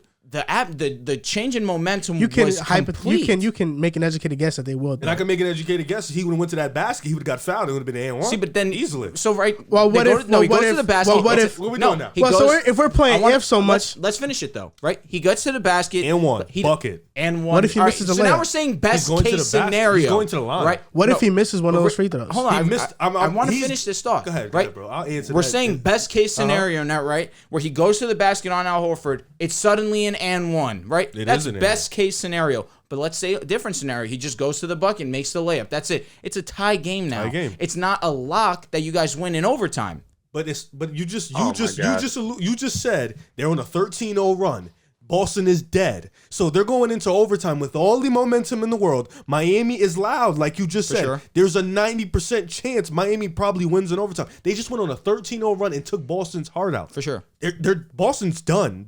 They just went to overtime. That three would have took their heart out That's too, it. though. He wasn't gonna make it. But Come How on. do you- say what do you that. mean? How do I know? He missed. He missed. He did. He missed. He He literally missed. did. He missed. He was making layups all night. Nah, he was shooting jumpers too. So let me ask you a mid-range. question. Game 6, he was phenomenal from 3-point line. Yeah, when ahead, the crowd went on the, he's in the a perimeter. road killer. That's what he was. He was a ahead. road killer. The Go ahead, crowd is Pee-wee. silent. So y'all telling me that you would rather Jimmy Butler shoot threes Jimmy than Butler. go to the basket?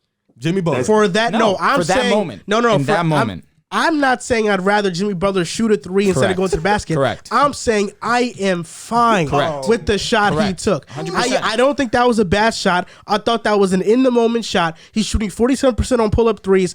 I'm fine with him taking it. If he misses a shot, I'll live with it. 47%. Well, You can't tell me that he took 11. Did he take 11? Was he taking 11 pull up threes?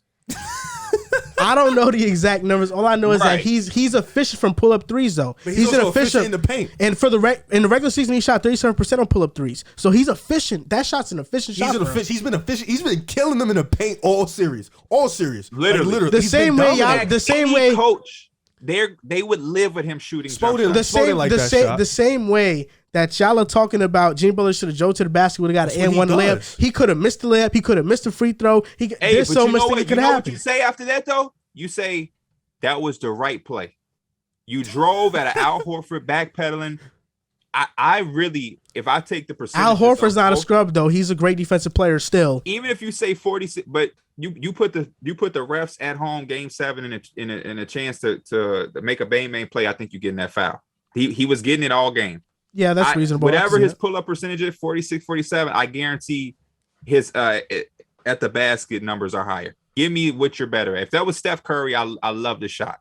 If it's Tyler Hero, I love the shot. If it's a guy who's a 3-point guy, I love the shot. But with 21 seconds left, you're bringing the ball up. Come on, man. He's your best player. He's your best player. It was 1-on-1, bro.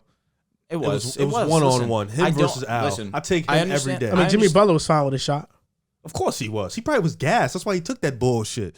You're talking I crazy. bet Jimmy Butler laid down that night and was like, what would have happened if I attacked his slow ass? He's like, I would have had no energy for overtime. So I want to give you guys two. I want to ask you guys two questions. So, at least from watching the Mavericks and Warriors series, I thought the Mavericks' biggest weakness is at center. They don't have a center. Dwight Powell is not very productive. These are 4 unrestricted centers that they could maybe target. Derek Favors, JaVale McGee. Did you say Derek Favors? He's not a scrub. He's better than Dwight Powell, bro. No, he's. I don't know what to think of him because they send guys to OKC to die off. That's true. So they did that to Al Horford. Derek Favors was actually productive in OKC. Really? And then they sat him. He's garbage. So, okay, Andre Drummond, or should they go and try to maybe get like a Mo Bamba? He's an unrestricted free agent. Mo Bamba can't guard, man. But the talent and potential is there, though.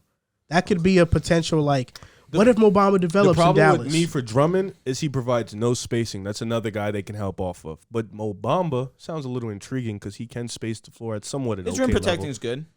He's built like Shet. Don't disagree. Now, Mo Bamba came out of college being able to shoot threes, so that would give them, if he can develop, then Why you don't like Dwight Powell? He's not good. In the playoffs, regular season, he'll get you there. He's a rebounder, but he doesn't do anything on offense. You I want think Drummond. Mo Bamba shot 30% from 3 this year. That's pretty good. Yeah, Mo Bamba's got it. But you want Drummond. I didn't say I wanted Drummond. Oh, but you threw him up an option. What can that was an option. Drummond do that Powell can't? He's a better rebounder than him. Them rebounds nobody cares about those rebounds. It's not true. This is another scenario I want to give you. Steven Adams has a job because he's a great rebounder. He's also a great passer. He is a very good passer. You're 100% right. Yeah. So Great teammate. Let's assume the Miami Heat trade Tyler Hero to Utah for Donovan Mitchell. When talking about Utah, it's often a Rudy versus Donovan Mitchell thing. Tyler Hero, who's capable of scoring 20 points a night, could him and Rudy Gobert lead the Jazz to the playoffs? Absolutely not. Yo, bro, I'm not gonna lie.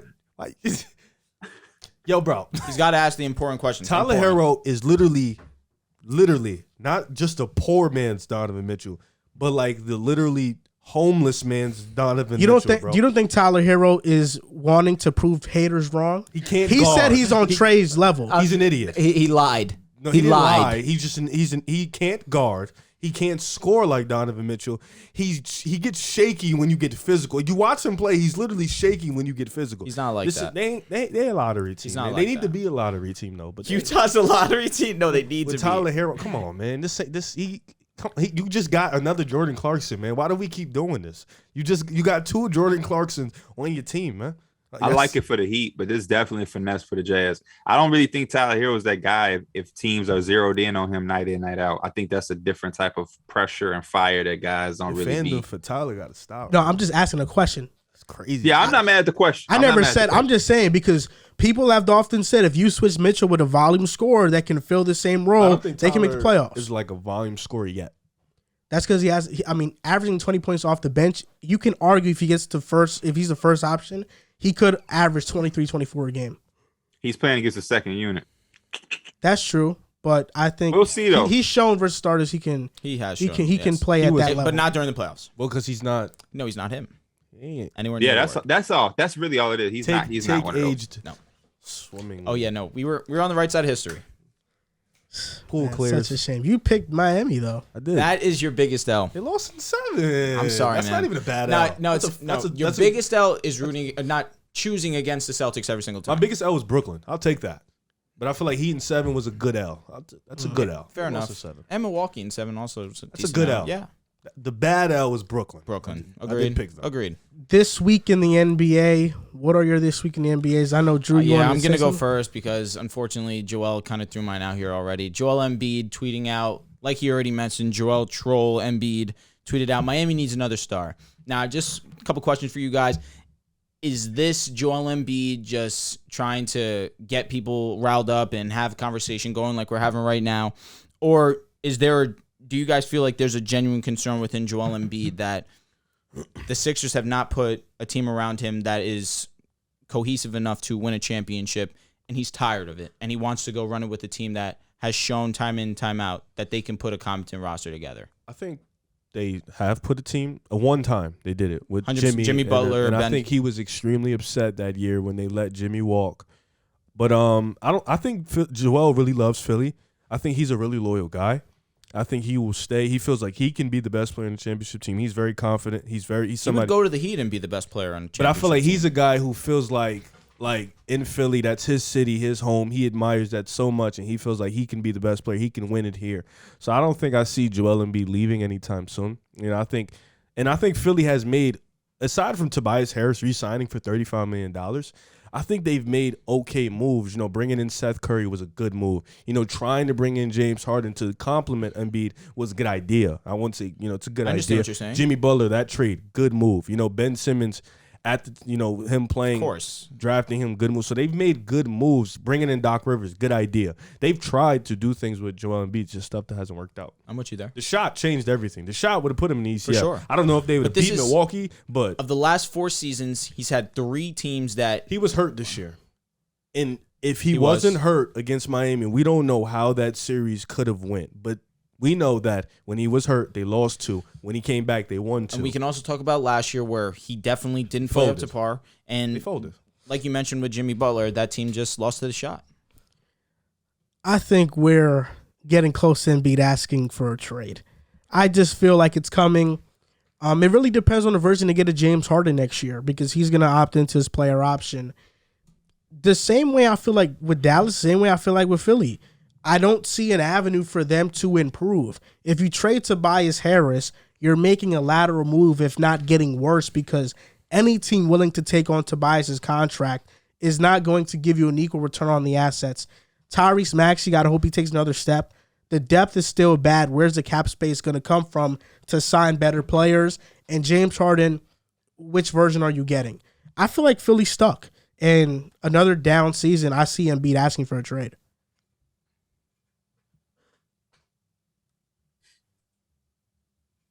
He asked you a question, Pee-wee. I can't hear. I was talking to. We basically spoke about it a little bit earlier. Joel Embiid. Do you think he's gone? Do you think he's staying? Oh, Do I you thought think somebody was talking in the background. Nah, facts. Oh, no. I don't see it happening. I'm with Rib. Like, that's his city. I think he's a guy that wants people to come with him versus chasing and running around. I think he is going to keep doing his stuff, though, because I do think he wants them to start putting together the right team. The whole Ben mess was crazy. Then he went out there and he really carried them before the Harden trade. Now you bring in Harden. He said it on the podium. He's not the same player. I think that's what really comes down to is what type of contract are they going to give him. James Harden exit interview was very, very interesting because he was saying he was going to be willing to do whatever he could to help this team win a championship. They even asked him about the money, and he was saying, I'm going to do whatever it takes to get. So guys say that, but then he still get the max, and now we all looking great. But if he does something that we ain't expecting, that could change a lot. And I'm okay with trading Tobias Harris and not getting equal value. That goes back to the less is more theory. You don't trying to match value messes you up. You might get a guy who does less than Tobias, but it may fit you better because you don't even need what Tobias offers. Like so I'm okay with that. But yeah, I do think the depth is a concern. But I think they're not that far away. James Harden ain't James Harden, but I don't think you need him to be. I just think you need to surround him with more shooters. It can't be throwing it out to Matisse Thybulle or depending on George's Niang to hit 3 threes, Shake Milton playing 15 minutes, then 25, then 6 minutes. They got to go get some guys who are a little bit more legitimate from the perimeter. But I think they got something there. I'm not writing them off. I just don't see him requesting a trade. That would be just so weird. I think Tobias for 2 role players would be solid. 2 role players that fit the system, Joel playing out his contract and going into free agency and entertaining to leave eventually, I wouldn't doubt that. But requesting a trade, it's one season. Ben Simmons do it and all of that would be wild. It's one season. He's a free agent after the end of next season. I think the city of Philly would understand. I think they take it in different ways. With Ben Simmons, I feel like it was – He quit on Philly. He quit on Where Embiid, it would be like he's done all he can, and he just wants to win somewhere else. He ain't done all he can. He hasn't made it out the second round once. He just started changing stuff around. His diet was terrible. He just started turning the league. Joel Embiid ain't been perfect, man. He got locked. What's your this week in the NBA, Riv? Mine this week in the NBA. CJ McCollum joined ESPN as an NBA analyst, and I love this. You know, we just seen Pat Bev go on a world tour, you know, Drake-like tour. We've seen JJ Redick cook up Stephen A. Smith for months now. You know, I love the fact that NBA players are now starting to join the analyst world and starting to talk about real hoops, because I feel like they bring a different dynamic. You know, I respect when media members do. I respect what they do for this, because even though they don't play ball, they have this in-depth thinking. But I think NBA players bring a different thought process, a different mindset to the game, because they see things differently. They've been in the locker rooms. They understand it. Like guys like Kendrick Perkins, I don't really think we need him no more. Like I think the new guys, he be chatting. But I think like even Steven Jackson, sometimes he just say shit from too much of a gangster perspective.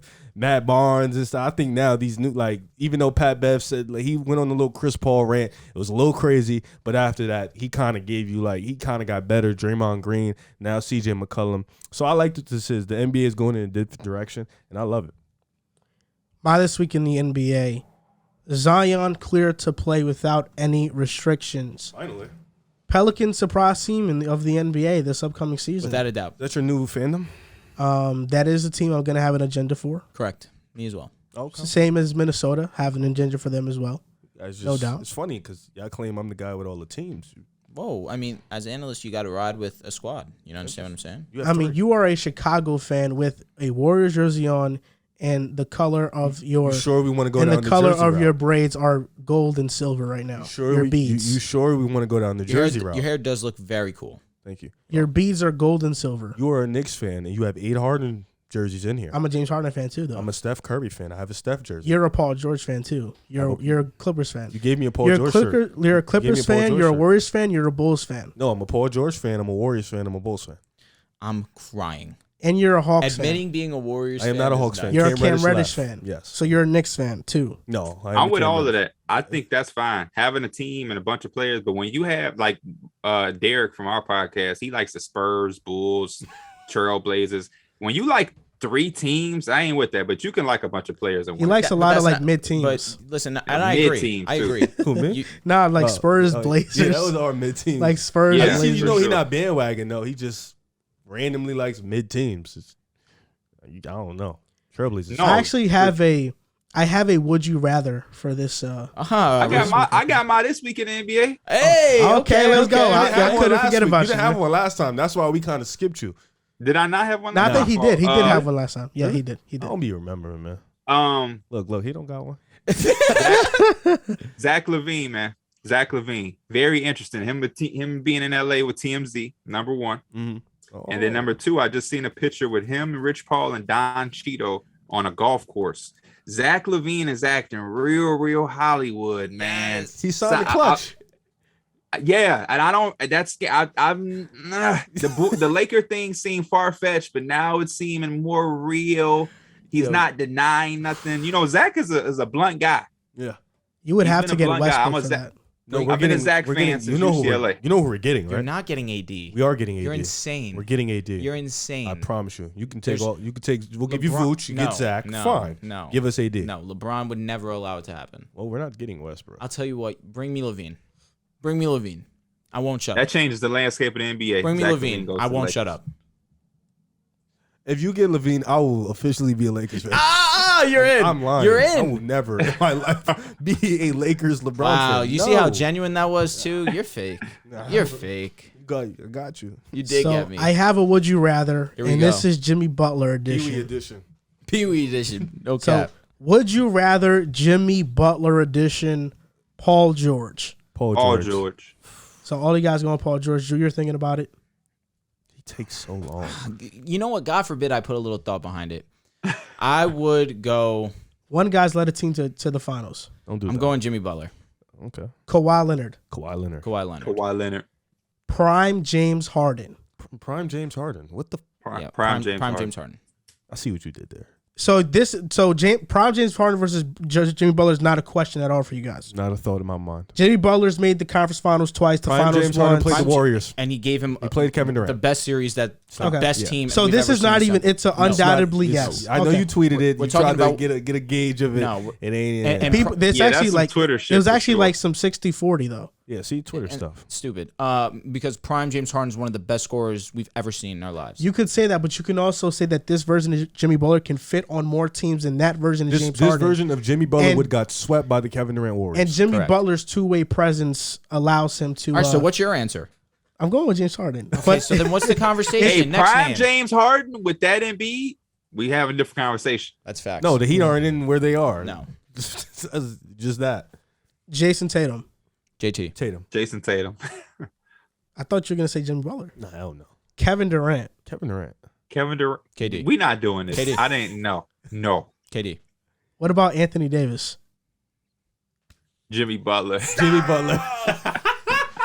Jimmy Butler. Can you throw the disclaimer, the healthy AD? Can you do that? Like you gave me prime James Harden. Can you say healthy AD? Well, yeah, assuming AD's healthy. And y'all are still saying Jimmy Butler. Healthy Hey, AD. AD was healthy when he was healthy this year. They didn't change shit for the Lakers. Give me Jimmy Butler. Jimmy Butler. I'm going Anthony Davis.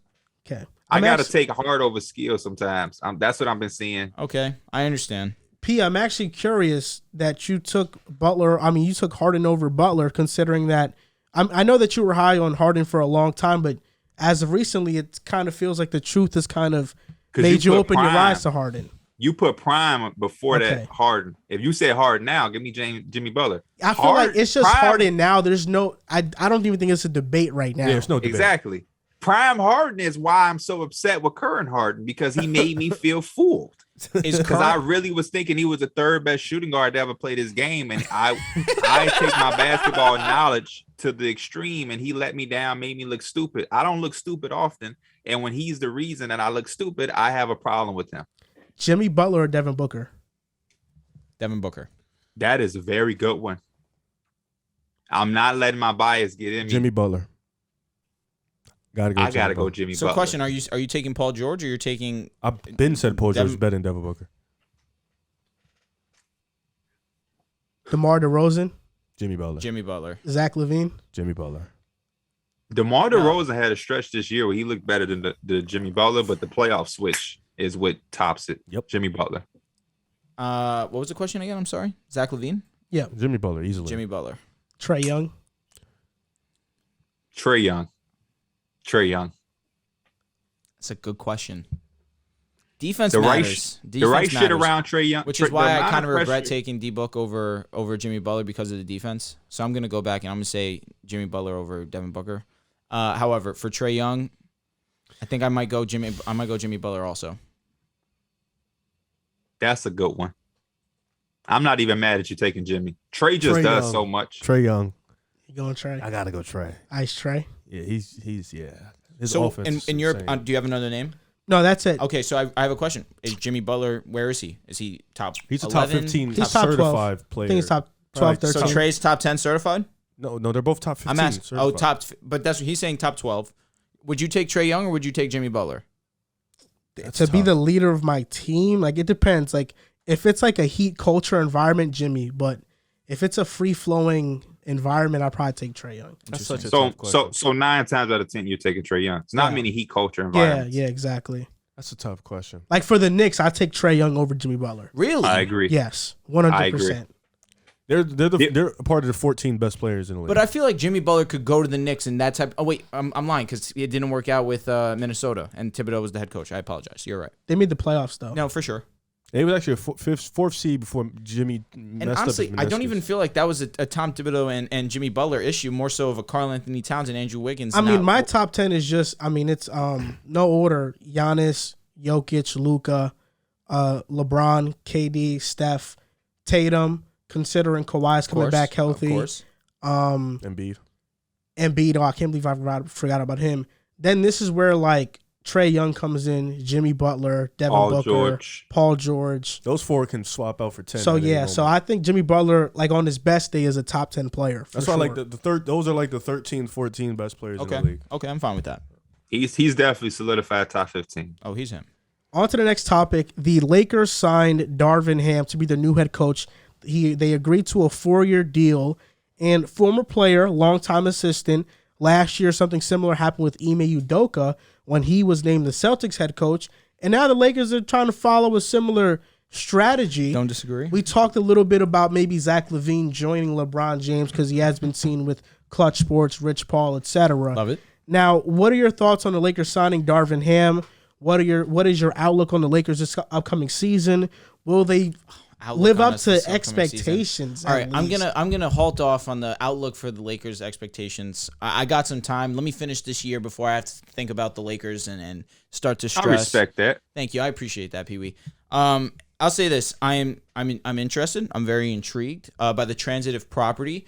Ham is transitive property. Let me finish. By the transitive property, Ham is of the Spurs tree, where Budenholzer is a Greg Pop disciple, and obviously Budenholzer gives his knowledge to Ham. Exactly. Right? We not no. That's why I said the transitive property. That's why I said the transitive property. I'm not. That's not my main thing. I wasn't trying to get there and say that he's gonna be all this knowledgeable. To be from the tree, you got to be from the tree. That's why I said transitive property. You know what I'm saying? Okay. It's not a direct I don't know what that correlation. means. I apologize. Chicago, I apologize. Public house, high school. I go to public high school earlier, too. Drew said copacetic. No, copacetic. You guys, y'all should know what copacetic is. I know what that means. Exactly. You a different level of thinking, bro. You smart. Thank you. You know, we're all smart here. We're all smart. He ain't smart. He intelligent. Thank you. Yo, Pee-wee, that really means a lot, truthfully. You said a bunch of words just now. I don't know what you said. That's okay, man. Right. That's okay. But he has a ton of experience coming in. LeBron had to sign off on it, so you're automatically the main piece, the most important piece is on board with you.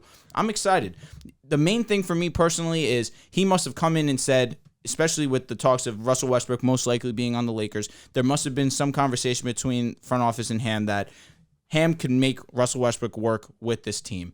That had to be the main thing, and that was the main reason why he was hired, because you need a head coach that's going to find a way to incorporate Russell Westbrook into this lineup where it works and you're seeing the best results possible. So I'm optimistic. I'm definitely looking forward to seeing him get to work with the guys, and it should be fun to see. I'm always excited about new head coaches. You know, assistants becoming head coaches their first year. I just want to see how it is. How you do. Can this be possibly a new coach that jumps into the elite category? Another thing really quick. We're seeing a lot of ex-players come in and have success. The only one I guess you could say is Steve Nash that really hasn't been the brightest. But even Jason Kidd, when he first came out, it took him some time to adjust. And now Jason Kidd's very respected. I think role players are much better as head coaches. Willie Green's really Ham was great. a part of the really great. Jason Kidd wasn't a role player, Joe. You're right, but he's like an anomaly though. No, but he's saying he thinks role players are better head Steve coaches. Kerr, Ime Udoka, Doc Rivers. But Jason Kidd, you got to put respect on Jason Kidd as one of the best head coaches in the league now. Of course. Darvin Ham was a part of the Hawks when they were on that. Yep. They were the worst #1 seed in NBA history. The former Laker assistant. Yep. He was also on the Bucks too when they was on their little run. Championship. So, intriguing. Like you said, intriguing. For me though, the coach doesn't move me. You know what I'm saying? Like it just, you know, you guys were so bad, and like you put a really shit roster together, and like Anthony Davis was hurt, and like LeBron did everything he could, and Westbrook was like a bottom of 30 point guard in the league. So it's like, it's intriguing, yes, but it just doesn't move me because like you said, I don't want to say outlet because I want to see what the rest of the roster looks like before I can fully gather my information. The only thing I know right now is you still have LeBron. You still have THT. You still have Westbrook. You still have AD. Thank you. You still have Reeves. You still have a couple other guys after that. I believe you picked up Stanley Johnson's offer and I think another player. So you still have these guys. So I'm really, yes, I'm intrigued, but I'm also not moved at all because Ham is a rookie coach. I don't know how LeBron and a rookie coach are going to play out. It's tough already, LeBron with coaches. Anthony Davis's health. Now you have to, not as a rookie, and people shit on Nash a lot, but he had a lot to deal with in his first year as a coach. Like, that's a tough situation. And now Ham is walking in having to fix Westbrook as a player, deal with the whole new roster construction, and also handle LeBron and AD's health. So I think this is a lot on his plate as a rookie head coach. So I'm not moved by this move. I have to see more. I agree.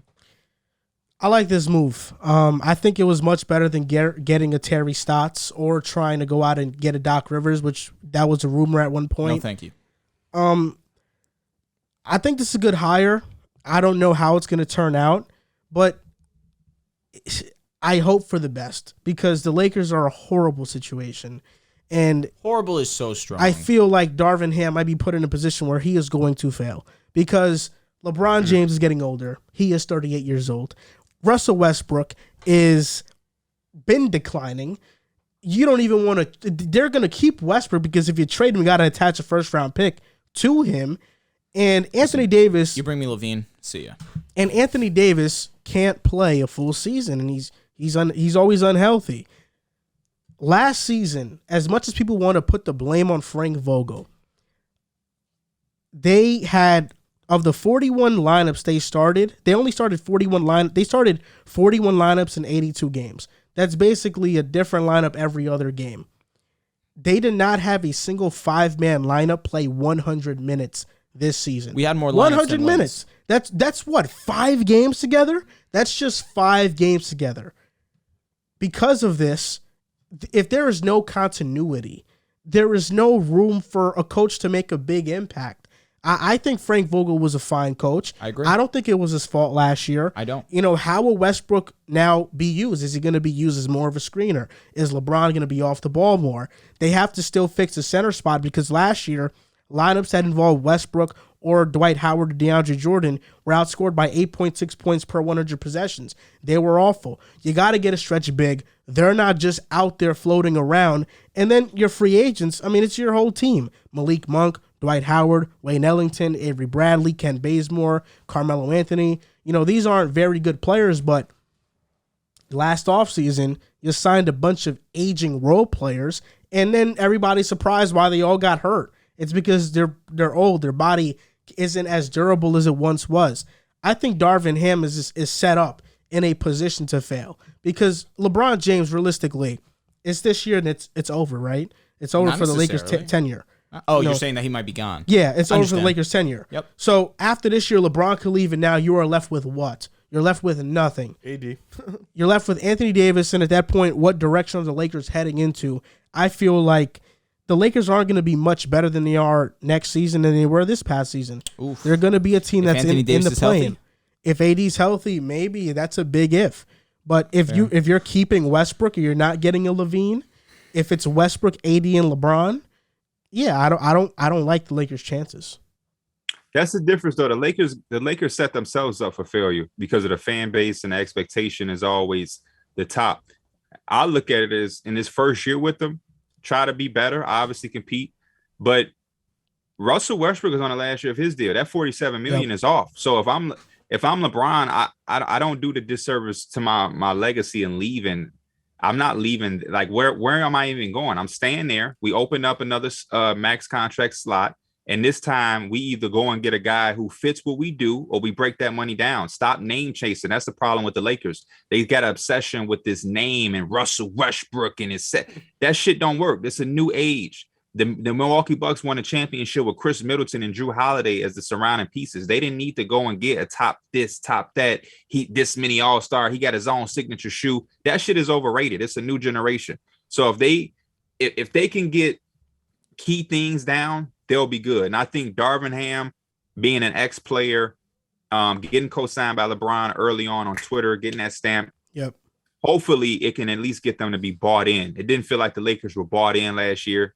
Frank Vogel was set up for failure just because how you hire a coach, pick his staff for him, and then everybody on his staff is somebody who could replace him. Now, I don't know how he kept that job anyway. Once they did that, I would have been like, you know what? Never mind. I'm cool. So if they could just get the buy-in and at least try. How many games do we watch and the Lakers didn't even try defensively? They you know what I mean? Like, so if they could just get that down packed and he can get the respect to get some effort, because when these dudes do try, when Anthony Davis is locked in, when LeBron is at his best, it's a totally different team. They got to make some things shake, though. They need to stretch that money that they do have. They got to go try to get some Jeremy Lambs, Otto Porters. They got to try to steal Gary Payton a sec. They got to make this amount of money stretch into these surrounding pieces. But they create. I watched a Laker video today from Lakers their YouTube channel or something. Somebody was talking about the hire and he's showing the Bucks offense and what they could bring to the Lakers. And look, everybody in the comments, I click because I'm like, how can this work without the players? And everybody in the comments saying the same thing, like, yeah, this scheme looks good and all, but we don't have anybody that could shoot. So you can talk about space and how the Bucks space all you want, but if you have Russell Westbrook spotting up in the corner, it won't matter. Yeah. So the Lakers got some work to do. Bruce man. Brown. Yeah, I feel like Darvin Ham, I love Darvin I love Darvin Ham as a hire, and I hope he has success. but it just feels like the Lakers, they're not a good situation for it. We need our Dorian Finney-Smith. We need our Herb Jones. We lack that. You thought that was Trevor Ariza? I did. You said a lot of good names. Of course. We need one of those. We need those type of players. Y'all don't want that, though. To get those guys, you have to do a certain amount of work and have a certain amount of trust. Lakers don't want that. They want people that's already established and already have names. Oh, I agree. No, I what you're saying is 100% sound. Y'all did try. Stanley Johnson, Wayne should have kept the Gabriel. team you had that came out the bubble. You could not be more right. The fact that we broke that up really does hurt my heart. I wasn't mine to see Kuzma go, though. I'm not going to lie. Of course you were. I'm not mad. Kuzma, KCP. KCP I miss. Caruso I miss dearly. Kuzma could go. Kuzma could go. On to the next topic. The Orlando Magic have a big-time decision to make in regards to the first overall pick. Now, last time when you were on the show, P, I can remember that you have Paolo Banchero as your best prospect in this draft. Has that changed since then? Nope. Absolutely not. So Paolo is still the best in your eyes. Does that mean the Magic should draft the number one, or are you going a different direction? I'm going if I were the Magic, though everything through the grapevine seems like he won't be the first overall pick, I would take him though. You have everything that's there. You just need a go-to guy. They have a talented guy in Franz Wagner. Cole Anthony took strides. Wendell played really well as a post player for them. Jalen Suggs didn't have the best rookie year, but you drafted him fourth, so you still have to believe in him and roll with him.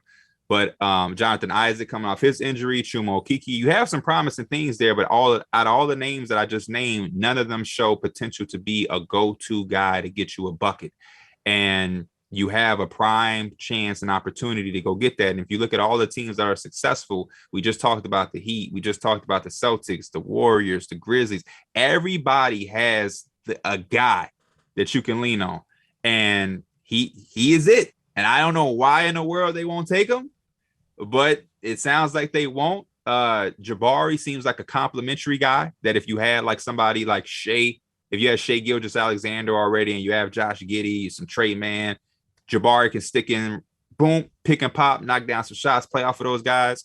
But Paolo is a guy that you can, say, hey, 5 seconds left in this game, make something happen, and you go get it. Chet, the defensive upside is there, but the whole championship wins you defense wins you championships. That shit is capped. You got to be able to be a complete team. You got to put the ball in the basket, man. So, yeah, but the people who run them drafted Giannis, they drafted Jonathan Isaac, Mobama. They like size, they like all of that, so they're gonna probably take Chet. If it's between one of those two guys, Chet or Jabari, who are you going with? If it's between those two, I'm probably taking Jabari just because he has higher offensive upside. But then again, part of me is like, damn, do you just take Chet then if that's the case? Because Jabari, I don't know. I was a guy that projected and predicted that he was going to jump into this number one conversation in the preseason of the college basketball year. But I don't know if I'm taking him over those guys. Just take Chet, I guess. I have no idea. I really want Paolo. But between those two, it becomes very interesting. I guess Chet, man. Give me Chet, I guess. One thing I'll say about Chet is I do worry about his frame. Maybe that might be a little bit unfair to him, but if he's trying to enforce his will down low, I do have worries that he's going to get bullied and not be able to get down low. Of course, his size is great and his ability to extend the floor is really good as well, but I feel like Jabari's ability to get into the paint is going to be more consistent, more reliable. He's not a bad shooter at either for his size at all. And defensively, he's versatile enough to play the 1 through to defend 1 through 5 also. Of course, I think Chet is going to be the better defender. He has the better upside on defense. But as Pee-wee alluded to, I agree. I think Jabari offensively provides you a little bit more safety, and that's why I think I lean Jabari. It's concerns with his frame too. He didn't impose his will much in the interior. He shot a lot of. That's one of my things. He shoots I love the unicorn guys because I used to because we had Porzingis in New York and. To have the 7-footer who can block shots, shoot threes, and then also expose a mismatch in the paint. That's what you always want. But what ends up happening is those guys don't do any of that. They block a couple shots and then they shoot 80% of their shots from the perimeter. They don't expose like look at Jaren Jackson. The hope is for him to be the 5. I have no faith that he can be a 5. Agreed. Yeah. Also, Also, Jabari Smith, like you mentioned, finish. I think that's what's missing in Jabari's game: the ability to get to the basket and finish at a consistent level. Yes. It feels like he's just a shooter. And you look at these, like this statistic right here. It's by NBA University on Twitter. Jabari Smith, if he gets drafted with a top 10 pick, which he's going to get drafted by a top 10 pick, he will have the lowest 2-point field goal percentage at 43.5% amongst any top pick in the last 10 years. He's a generationally great 3-point shooting prospect, but in terms of everywhere else, finishing, mid-range, ball handling, passing, doesn't do anything outside of that. For what, 6'10"? I don't need you to be the world's best ball handler. Yeah, but I mean, no, but you want somebody that can create. Of course, I understand. That's why I like him next to I like him a lot. Paulo 6'10", he could do that. And well, I mean, no, he has wiggle. I mean, last week you said you're taking Shet. Yeah, because it's a little bit of kind of what Pee-wee said. Orlando's in a weird situation. They have a lot of potential, but they don't have a go-to guy, right? And you look at Jabari, he was the number one guy in Auburn. So none of us think Franz can be that. I was gonna say no. Nah. What has he done to make you his game? No, that's not his game. I don't think this. I'm just asking a question. Oh, okay. Yeah. But I just had to check. I just think that sets a guy like he's such a good player. You setting him up for failure if you want. No, because I know a lot of Magic fans because a lot of Magic fans don't like me on Twitter. So because of that, they have talked about Franz and propped him up to the level of these other like Evan Mobley, Cade, Scotty level guys. So that's why I'm asking the question, because a lot of Magic fans view Franz as a potential number one option. I think Shet, if you pick Shet, you're literally heightening your defensive potential. If you pick Bonkera, you're bringing in the number one go-to scorer that you need. So it's like Jabari, you pick Jabari, like you said, he doesn't take a lot of twos. He even, on his jump shots, he takes a lot of tough jumpers. He's kind of slow on his feet. The handles needs work. With Shet, like I said, you get a guy who can come in and defensively, you put him around guys. They can be a really good defensive team in year one. Maybe not offensively. That's still something to work on. But defensively, Orlando was already a good defensive team at being that young. They can really be a really good defensive team down the line. And when Bonkera, he's not a cone, but you bring in a go-to scorer, you surround him around defense. So I think for Orlando, those two guys are like the best spots. But between Shet and Jabari, I don't see why they would, like you said, they pick off length, size, Jonathan Isaac, Wagner, Mo Bamba. They pick these type of players. Even Suggs, his measurements as a guard, it's pretty big.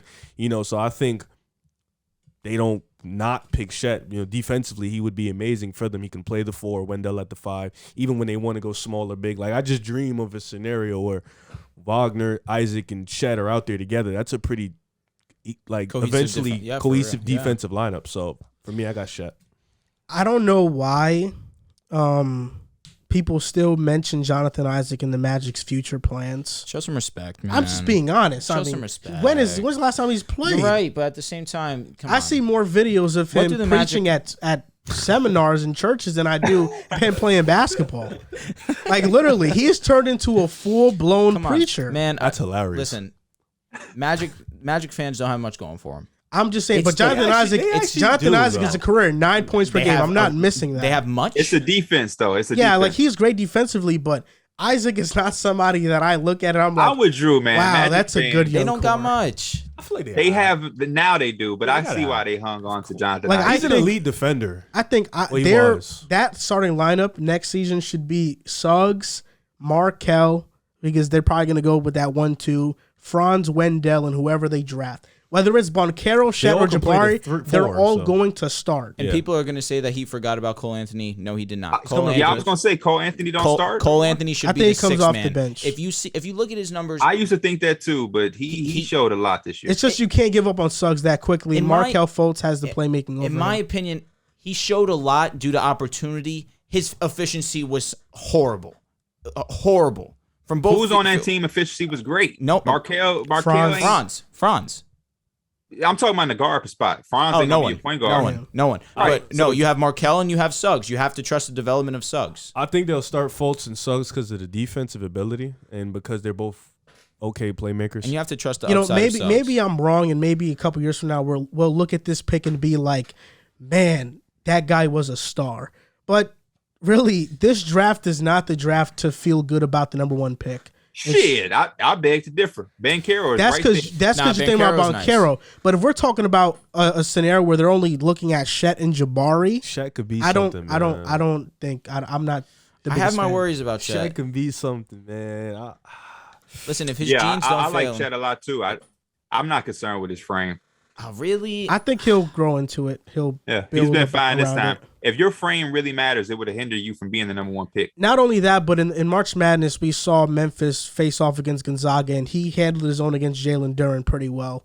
And Jalen Duren is 250, 6'11". He already has an NBA body, and He's a grown man. Chet was fine against him. So, That's somebody with no. I would offensive take game. Chet with the number 1 pick. I feel like Jabari, there's just too many. Like, Jabari's just Jaren Jackson to me. Because of that, You were super high on Jaren think he's- Jackson. no, I don't think I he's like that. Jaren Jackson, but I don't think he's not number 1 option, number 1 pick worthy. I don't even think he's Jaren Jackson. Honestly, I like He's the not- Jaren Jackson comp. He's not Jaren Jackson defensively. there it is. Oh, so you talking No, about yeah, offensively? not- Offensively, yet. Okay. that's what I mean. I thought you meant like defensively. And Jaren too. Jackson offensively is Mid. like, Mid. Oh, I'm The with you. thing about the Passable. Magic is they have shit already. Like Riv said, the defense was very solid for them to be as bad of a team as they were last year. So whoever they get is going to make them better, and they're not going to have an opportunity like this again to get the guy.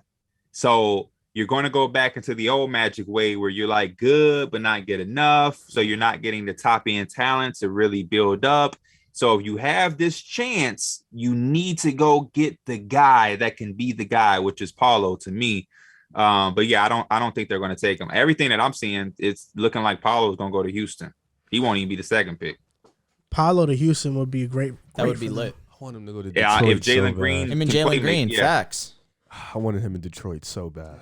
Yes. Nah, him the, and the KD. Rockets need a real point guard, and then things can start getting interesting. So this is off topic, but I'm just on Twitter right now, and it's just going through my mentions.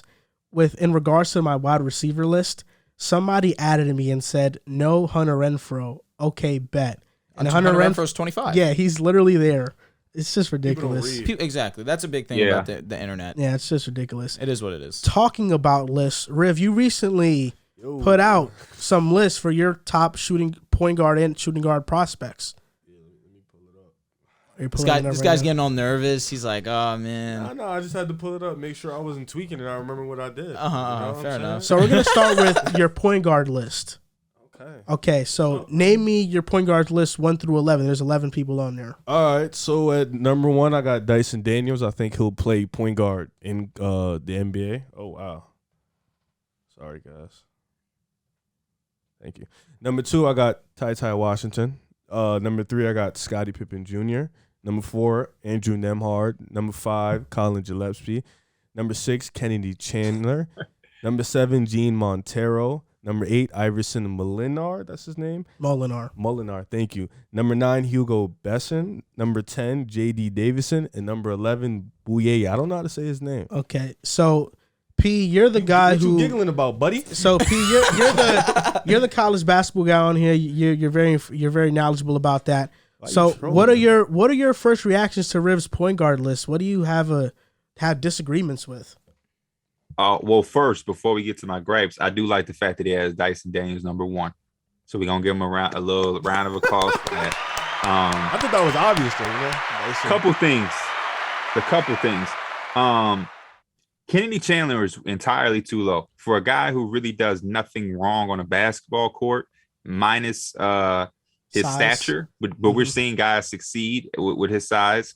I don't know why he would be 6. He doesn't do anything wrong. He reminds me of like a Mike Conley. He's not going to do anything maybe too great, but he's not like a negative ass. He defends pretty well for his size, gets a bunch of steals, can knock down open shots off the catch, off the dribble, can penetrate, collapse defenses, and knows how to make good reads. So I don't know why he would be 6 when I see somebody like Colin Gillespie as 5 above him.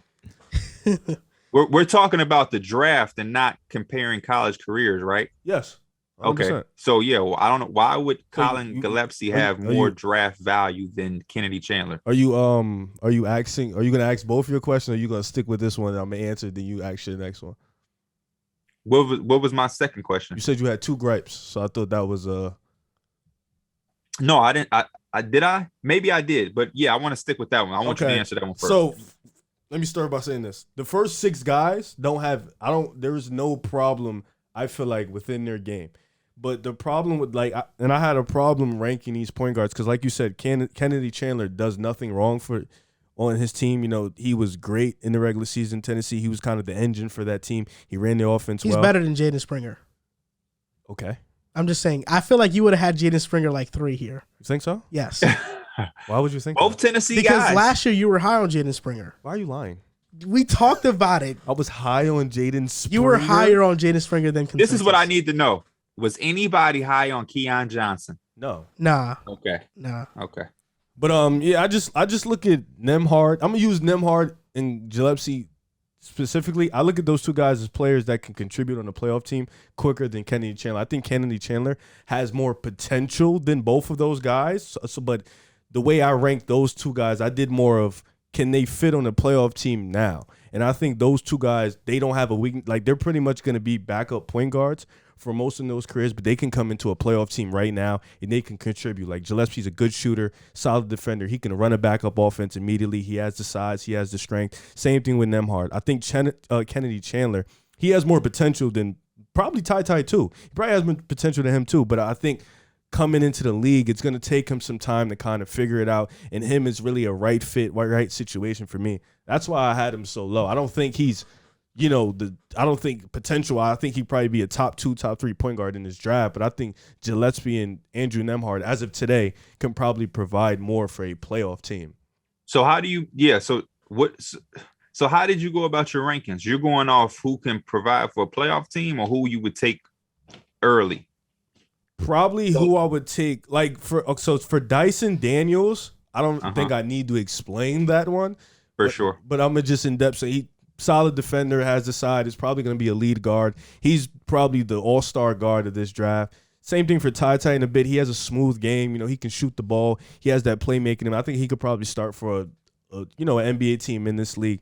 But Scotty, Nembhard, and Gillespie, I looked at their age, and I was like, okay, coming into an NBA draft, age is a big thing. We all know that. When you're younger, your potential is viewed higher. When you're older, your talent is viewed higher. So for them 3, yes, I did more talent high, potential low. So I weighed their talent more. Let me ask you this question. Talk to me. If you're the Houston Rockets at 17, and like Drew just mentioned, they don't have a guard that there seems to be overly confident. I know they're doing a KPJ experiment. I like KPJ. John Nix is over there. Who you taking out of these group of guys? We're projecting that Dyson Daniels is gone. And Ty's gone. So if I'm Houston, I don't even know. I'm not even gonna say Tata gone. I don't even know if Tata will be going at 17. Okay. So if I don't think Houston would go guard at 17. But if they do go guard, I would take Chandler. Okay. But that's Houston. I mean, this is the problem I have with your list is very evident. Wait, Pee-wee, let me ask you a quick question let me rebuttal it. If Boston had 17, do you think they take Chandler? No, Boston does not take. But at the same, I don't think they're taking any of these motherfuckers. What if they did though? Like if they had to pick a guard, if they had to pick a guard, then they probably would take Chandler. Just because you're in no rush. That's you true. have Marcus Smart. You have that is true. That's true. Oregon got Peyton Pritchard. I get your point though. Yeah, for the older, experienced guys on a playoff team make a lot more sense. But if he's going to come off the bench anyway, unless he's going, you need a starter. Might as well take the potential, especially like Miami. You might as well bring Kennedy Chandler into your culture, and since you don't need him from day one, and build him up. Colin Gillespie, I don't see the value in him. Villanova is always a Jay Wright program system that makes guys look super, super good. But you either have Jalen Brunson, who shows you something other than the system, or you have Ryan Archie-Diakino, who and Gillespie's like in the middle. Yeah, Gillespie's I think is in the middle of that. I think so. He's sliding more towards Ryan than he is Brunson. I feel like we have more Villanova good players than bad. I was going to at say the wing position. I was going to say Josh. Yeah, he's got a point there. He's got a point there. That is a strong point. Listen, for me, my gripe with this list is any world where Kennedy Chandler is just one spot against Gene Montero, I don't want to live in. I think Gene Montero, I have not seen enough from him to say that he should be anywhere near Kennedy Chandler. JD Davidson, I'm fine with because I'm not a big fan of Well, his. if I could put Gap, I would. But listen, I'm gonna say this: Kennedy Chandler is the second best point guard in this draft. I think he's better than Ty Washington. I think he's better than Nembhard, Scotty, Colin Gillespie.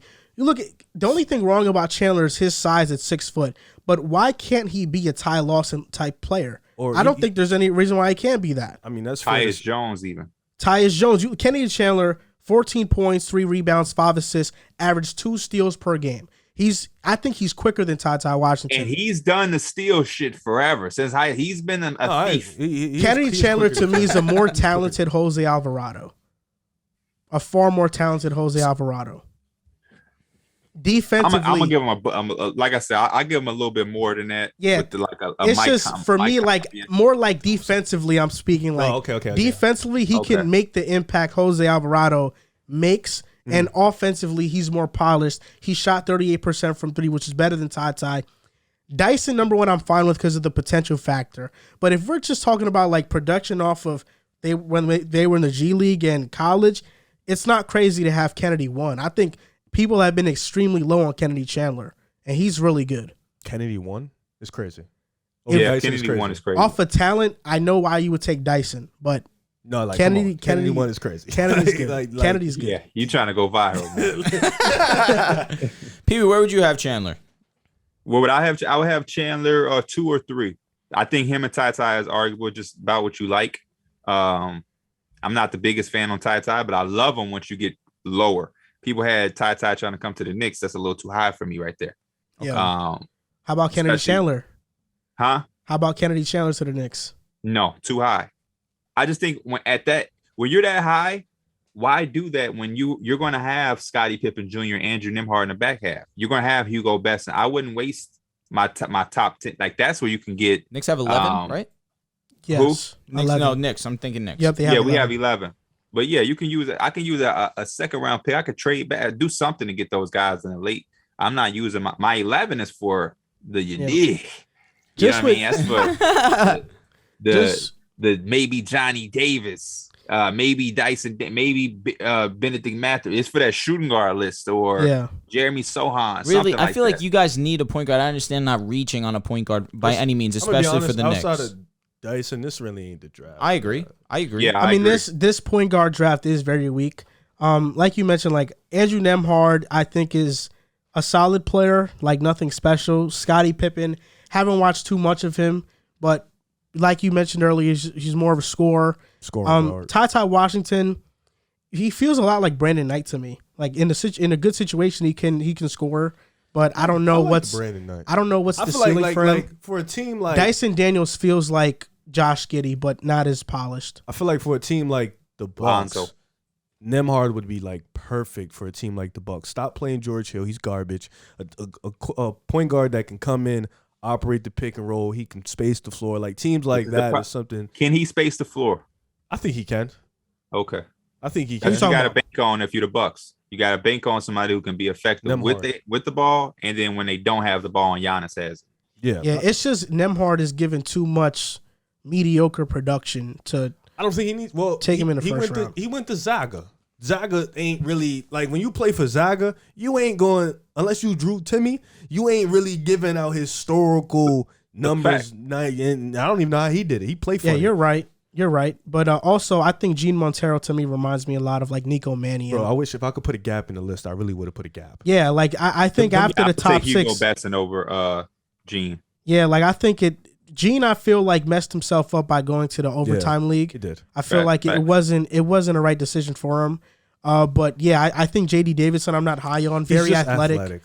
But he should have went back, honestly. Yeah. Yeah. I feel like 7 to 11 was just like hey, you gotta put them in. Here's some names. Yeah, there they are. Shit. You know, they high, but they ain't, you know what I'm like saying? you mentioned, the point guards in this draft, there's not a lot of talent. It's devoid of talent.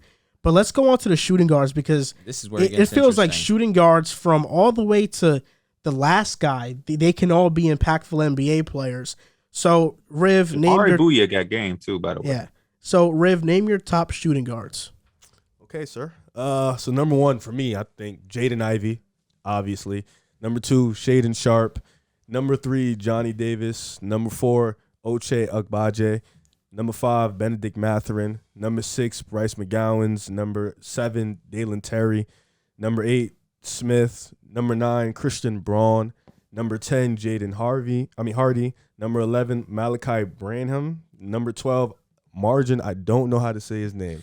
So if somebody can help me. Beauchamp? Yep, there it is. Yep. Number 13, Max Christie. And You number should have 14, let him try though. That would have been fun. and number 14, Trevor Keels. So I think I honestly, I wanted to put Beecham, or I wanted to make him a 3.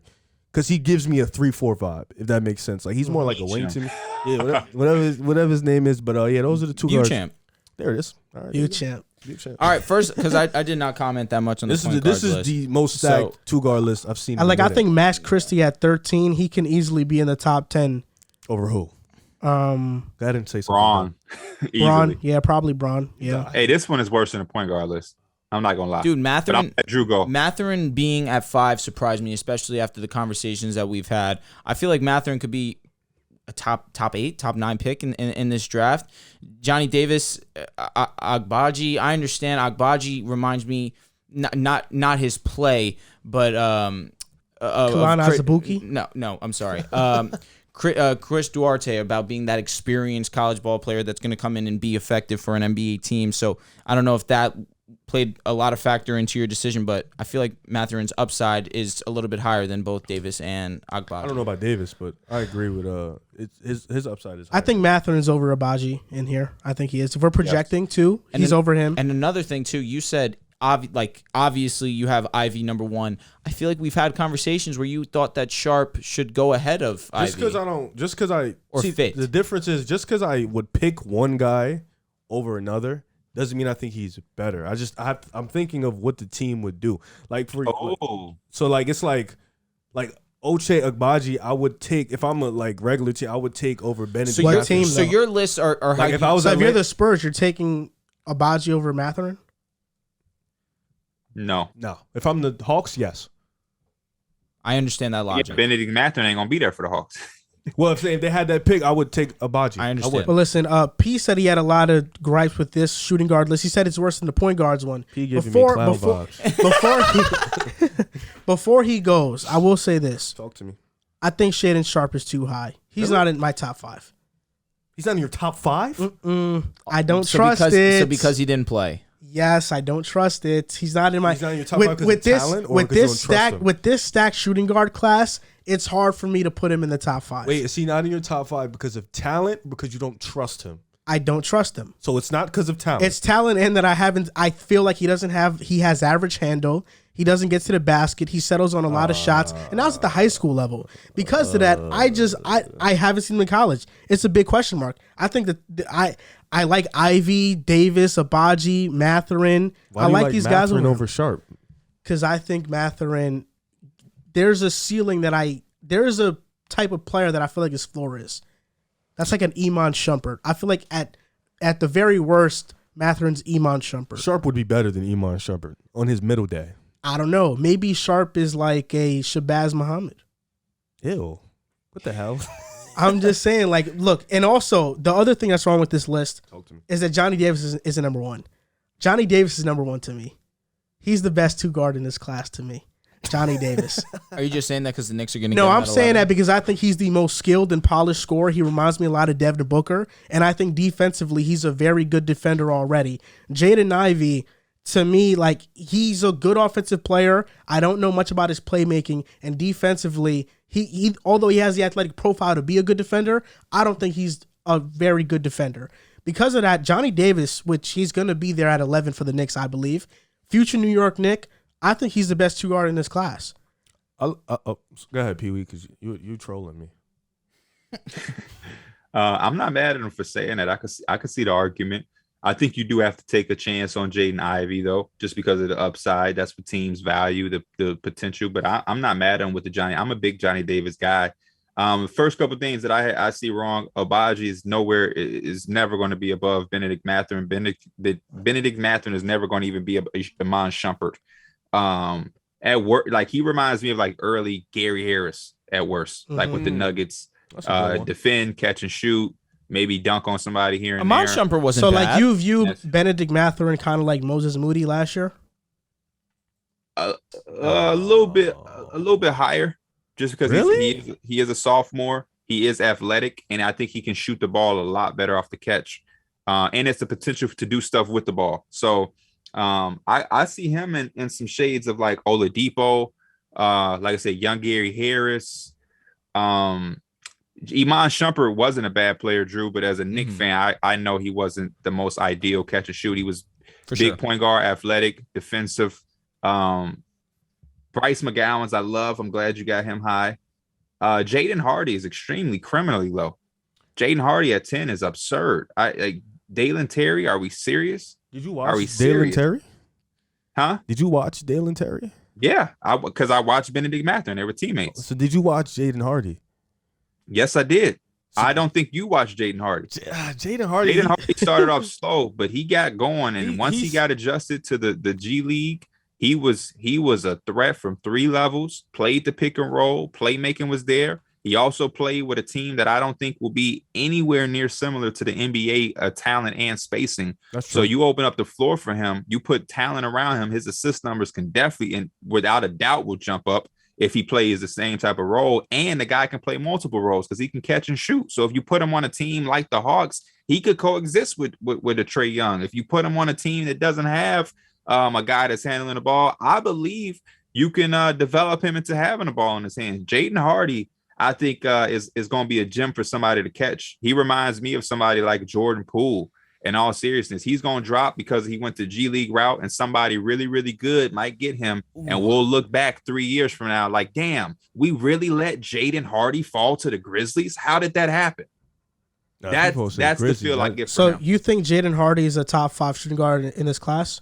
I think he can be, without a doubt. Potential-wise, talent-wise, without 100%, for sure. I would say I love Bryce McGowan's, but I'm taking Jaden Hardy and his ability above that, and Ochai Agbaji. Ochai Agbaji is a guy that I think will go well with like Cleveland, in a Desmond Bane type of role. Experienced guy could come in day one, may not be as good as Desmond Bane, but he can play without the basketball. He can defend. He has some size, and again, he's a grown man. He's 22 years old.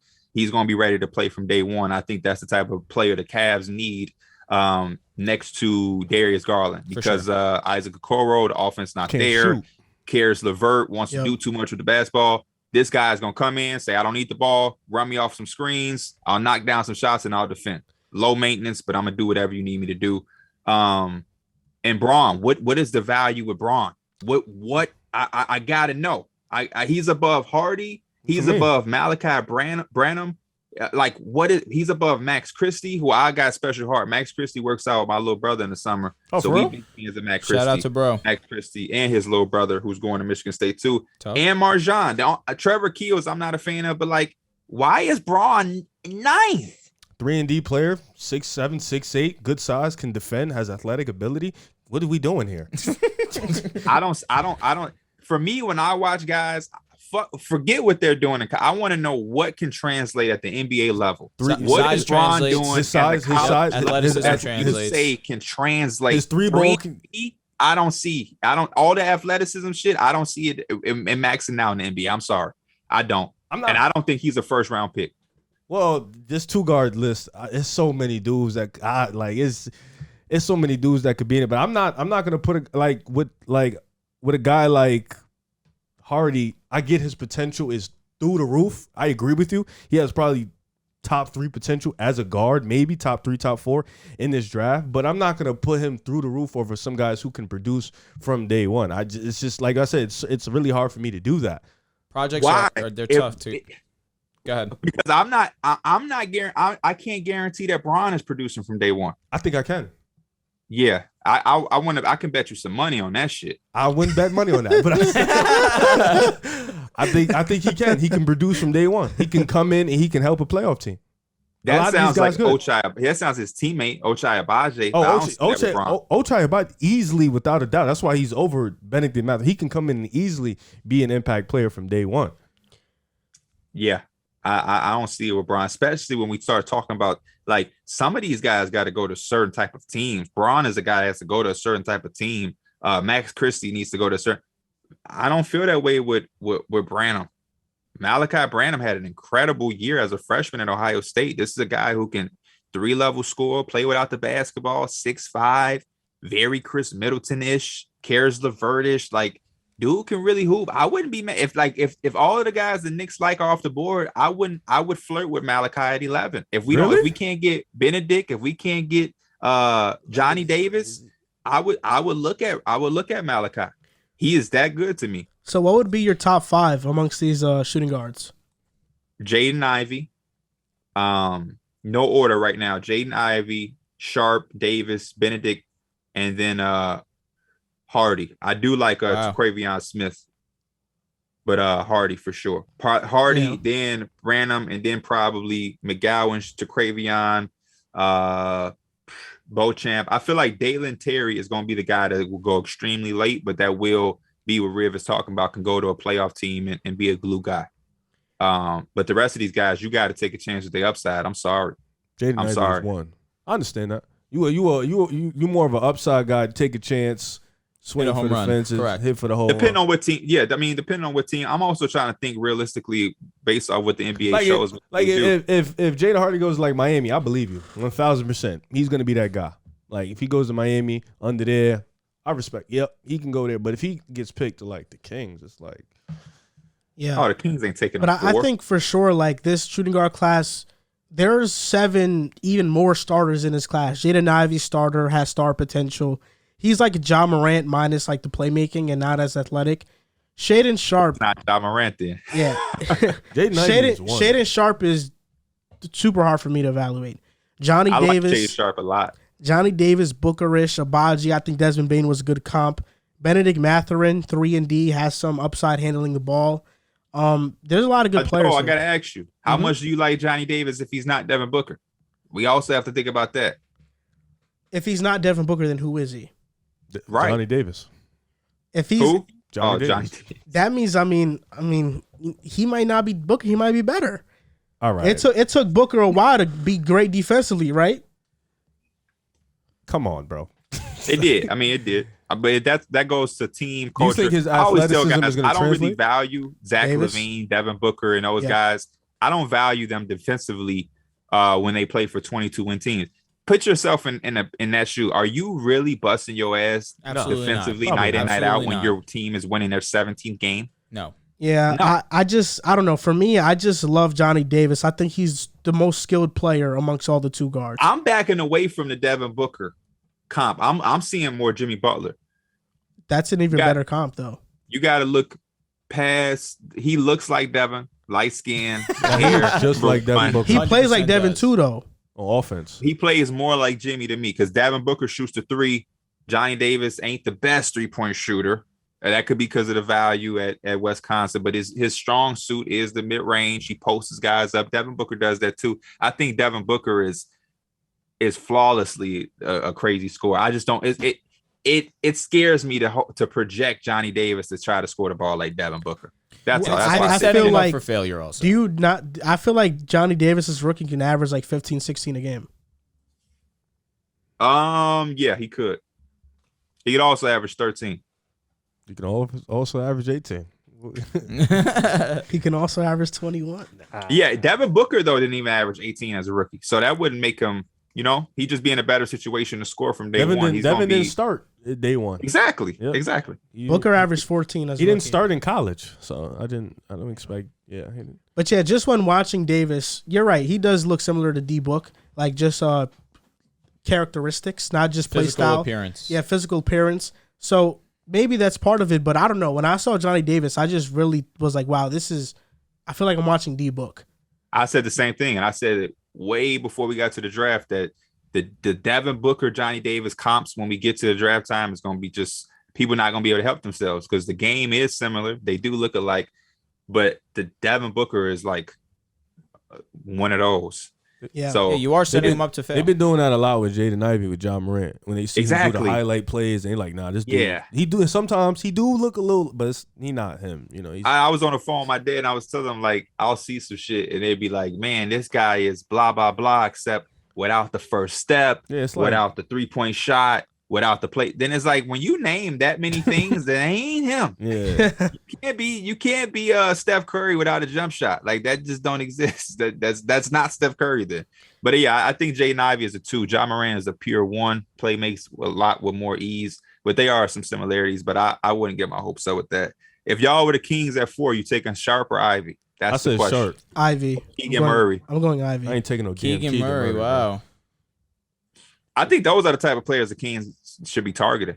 The Keegan Murrays. I wanted them to get Franz Wagner last year. They couldn't because they got taken before him. But they need to get skilled guys. Fuck the sexiness. They don't work well with upside. They need to go. They need to go proven.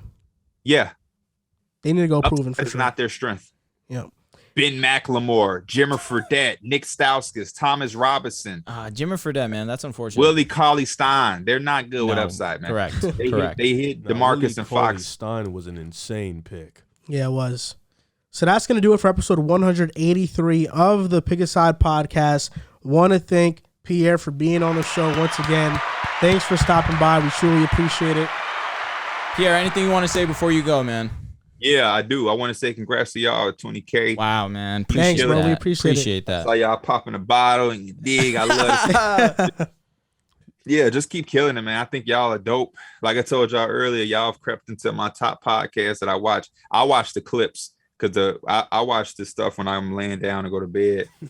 Our podcast, I'm gonna go to sleep. But Listen, I bro, love the you clips. can say you've been a part of it, though. You know what I'm saying? You don't have to watch it. You've been a part of it.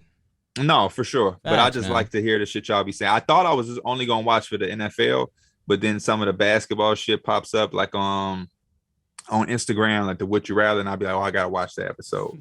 And so I'll be watching that, bro. Thank you very much. That's why I asked the Kawhi Tatum because I saw that a few times. But yeah, y'all killing it. I love what y'all do with y'all fans. A shout out for what is that? The Discord, Patreon. Patreon. Facts, Yeah. Keep grinding, man. I think y'all big time. I think before y'all know it, 2023, y'all should probably be around 50, 60,000. Let's hope, man. Yeah, we appreciate Gotta it. keep that grind. But thank you, Yeah, bro. man. It means a lot because just a couple years ago, I was watching Through the Wire all the time, man. Like just all the time. Like y'all have been such a huge inspiration to this podcast and just like on our like content creator journey. So it's kind of surreal that even having you on the podcast. You got a blueprint for us, For sure.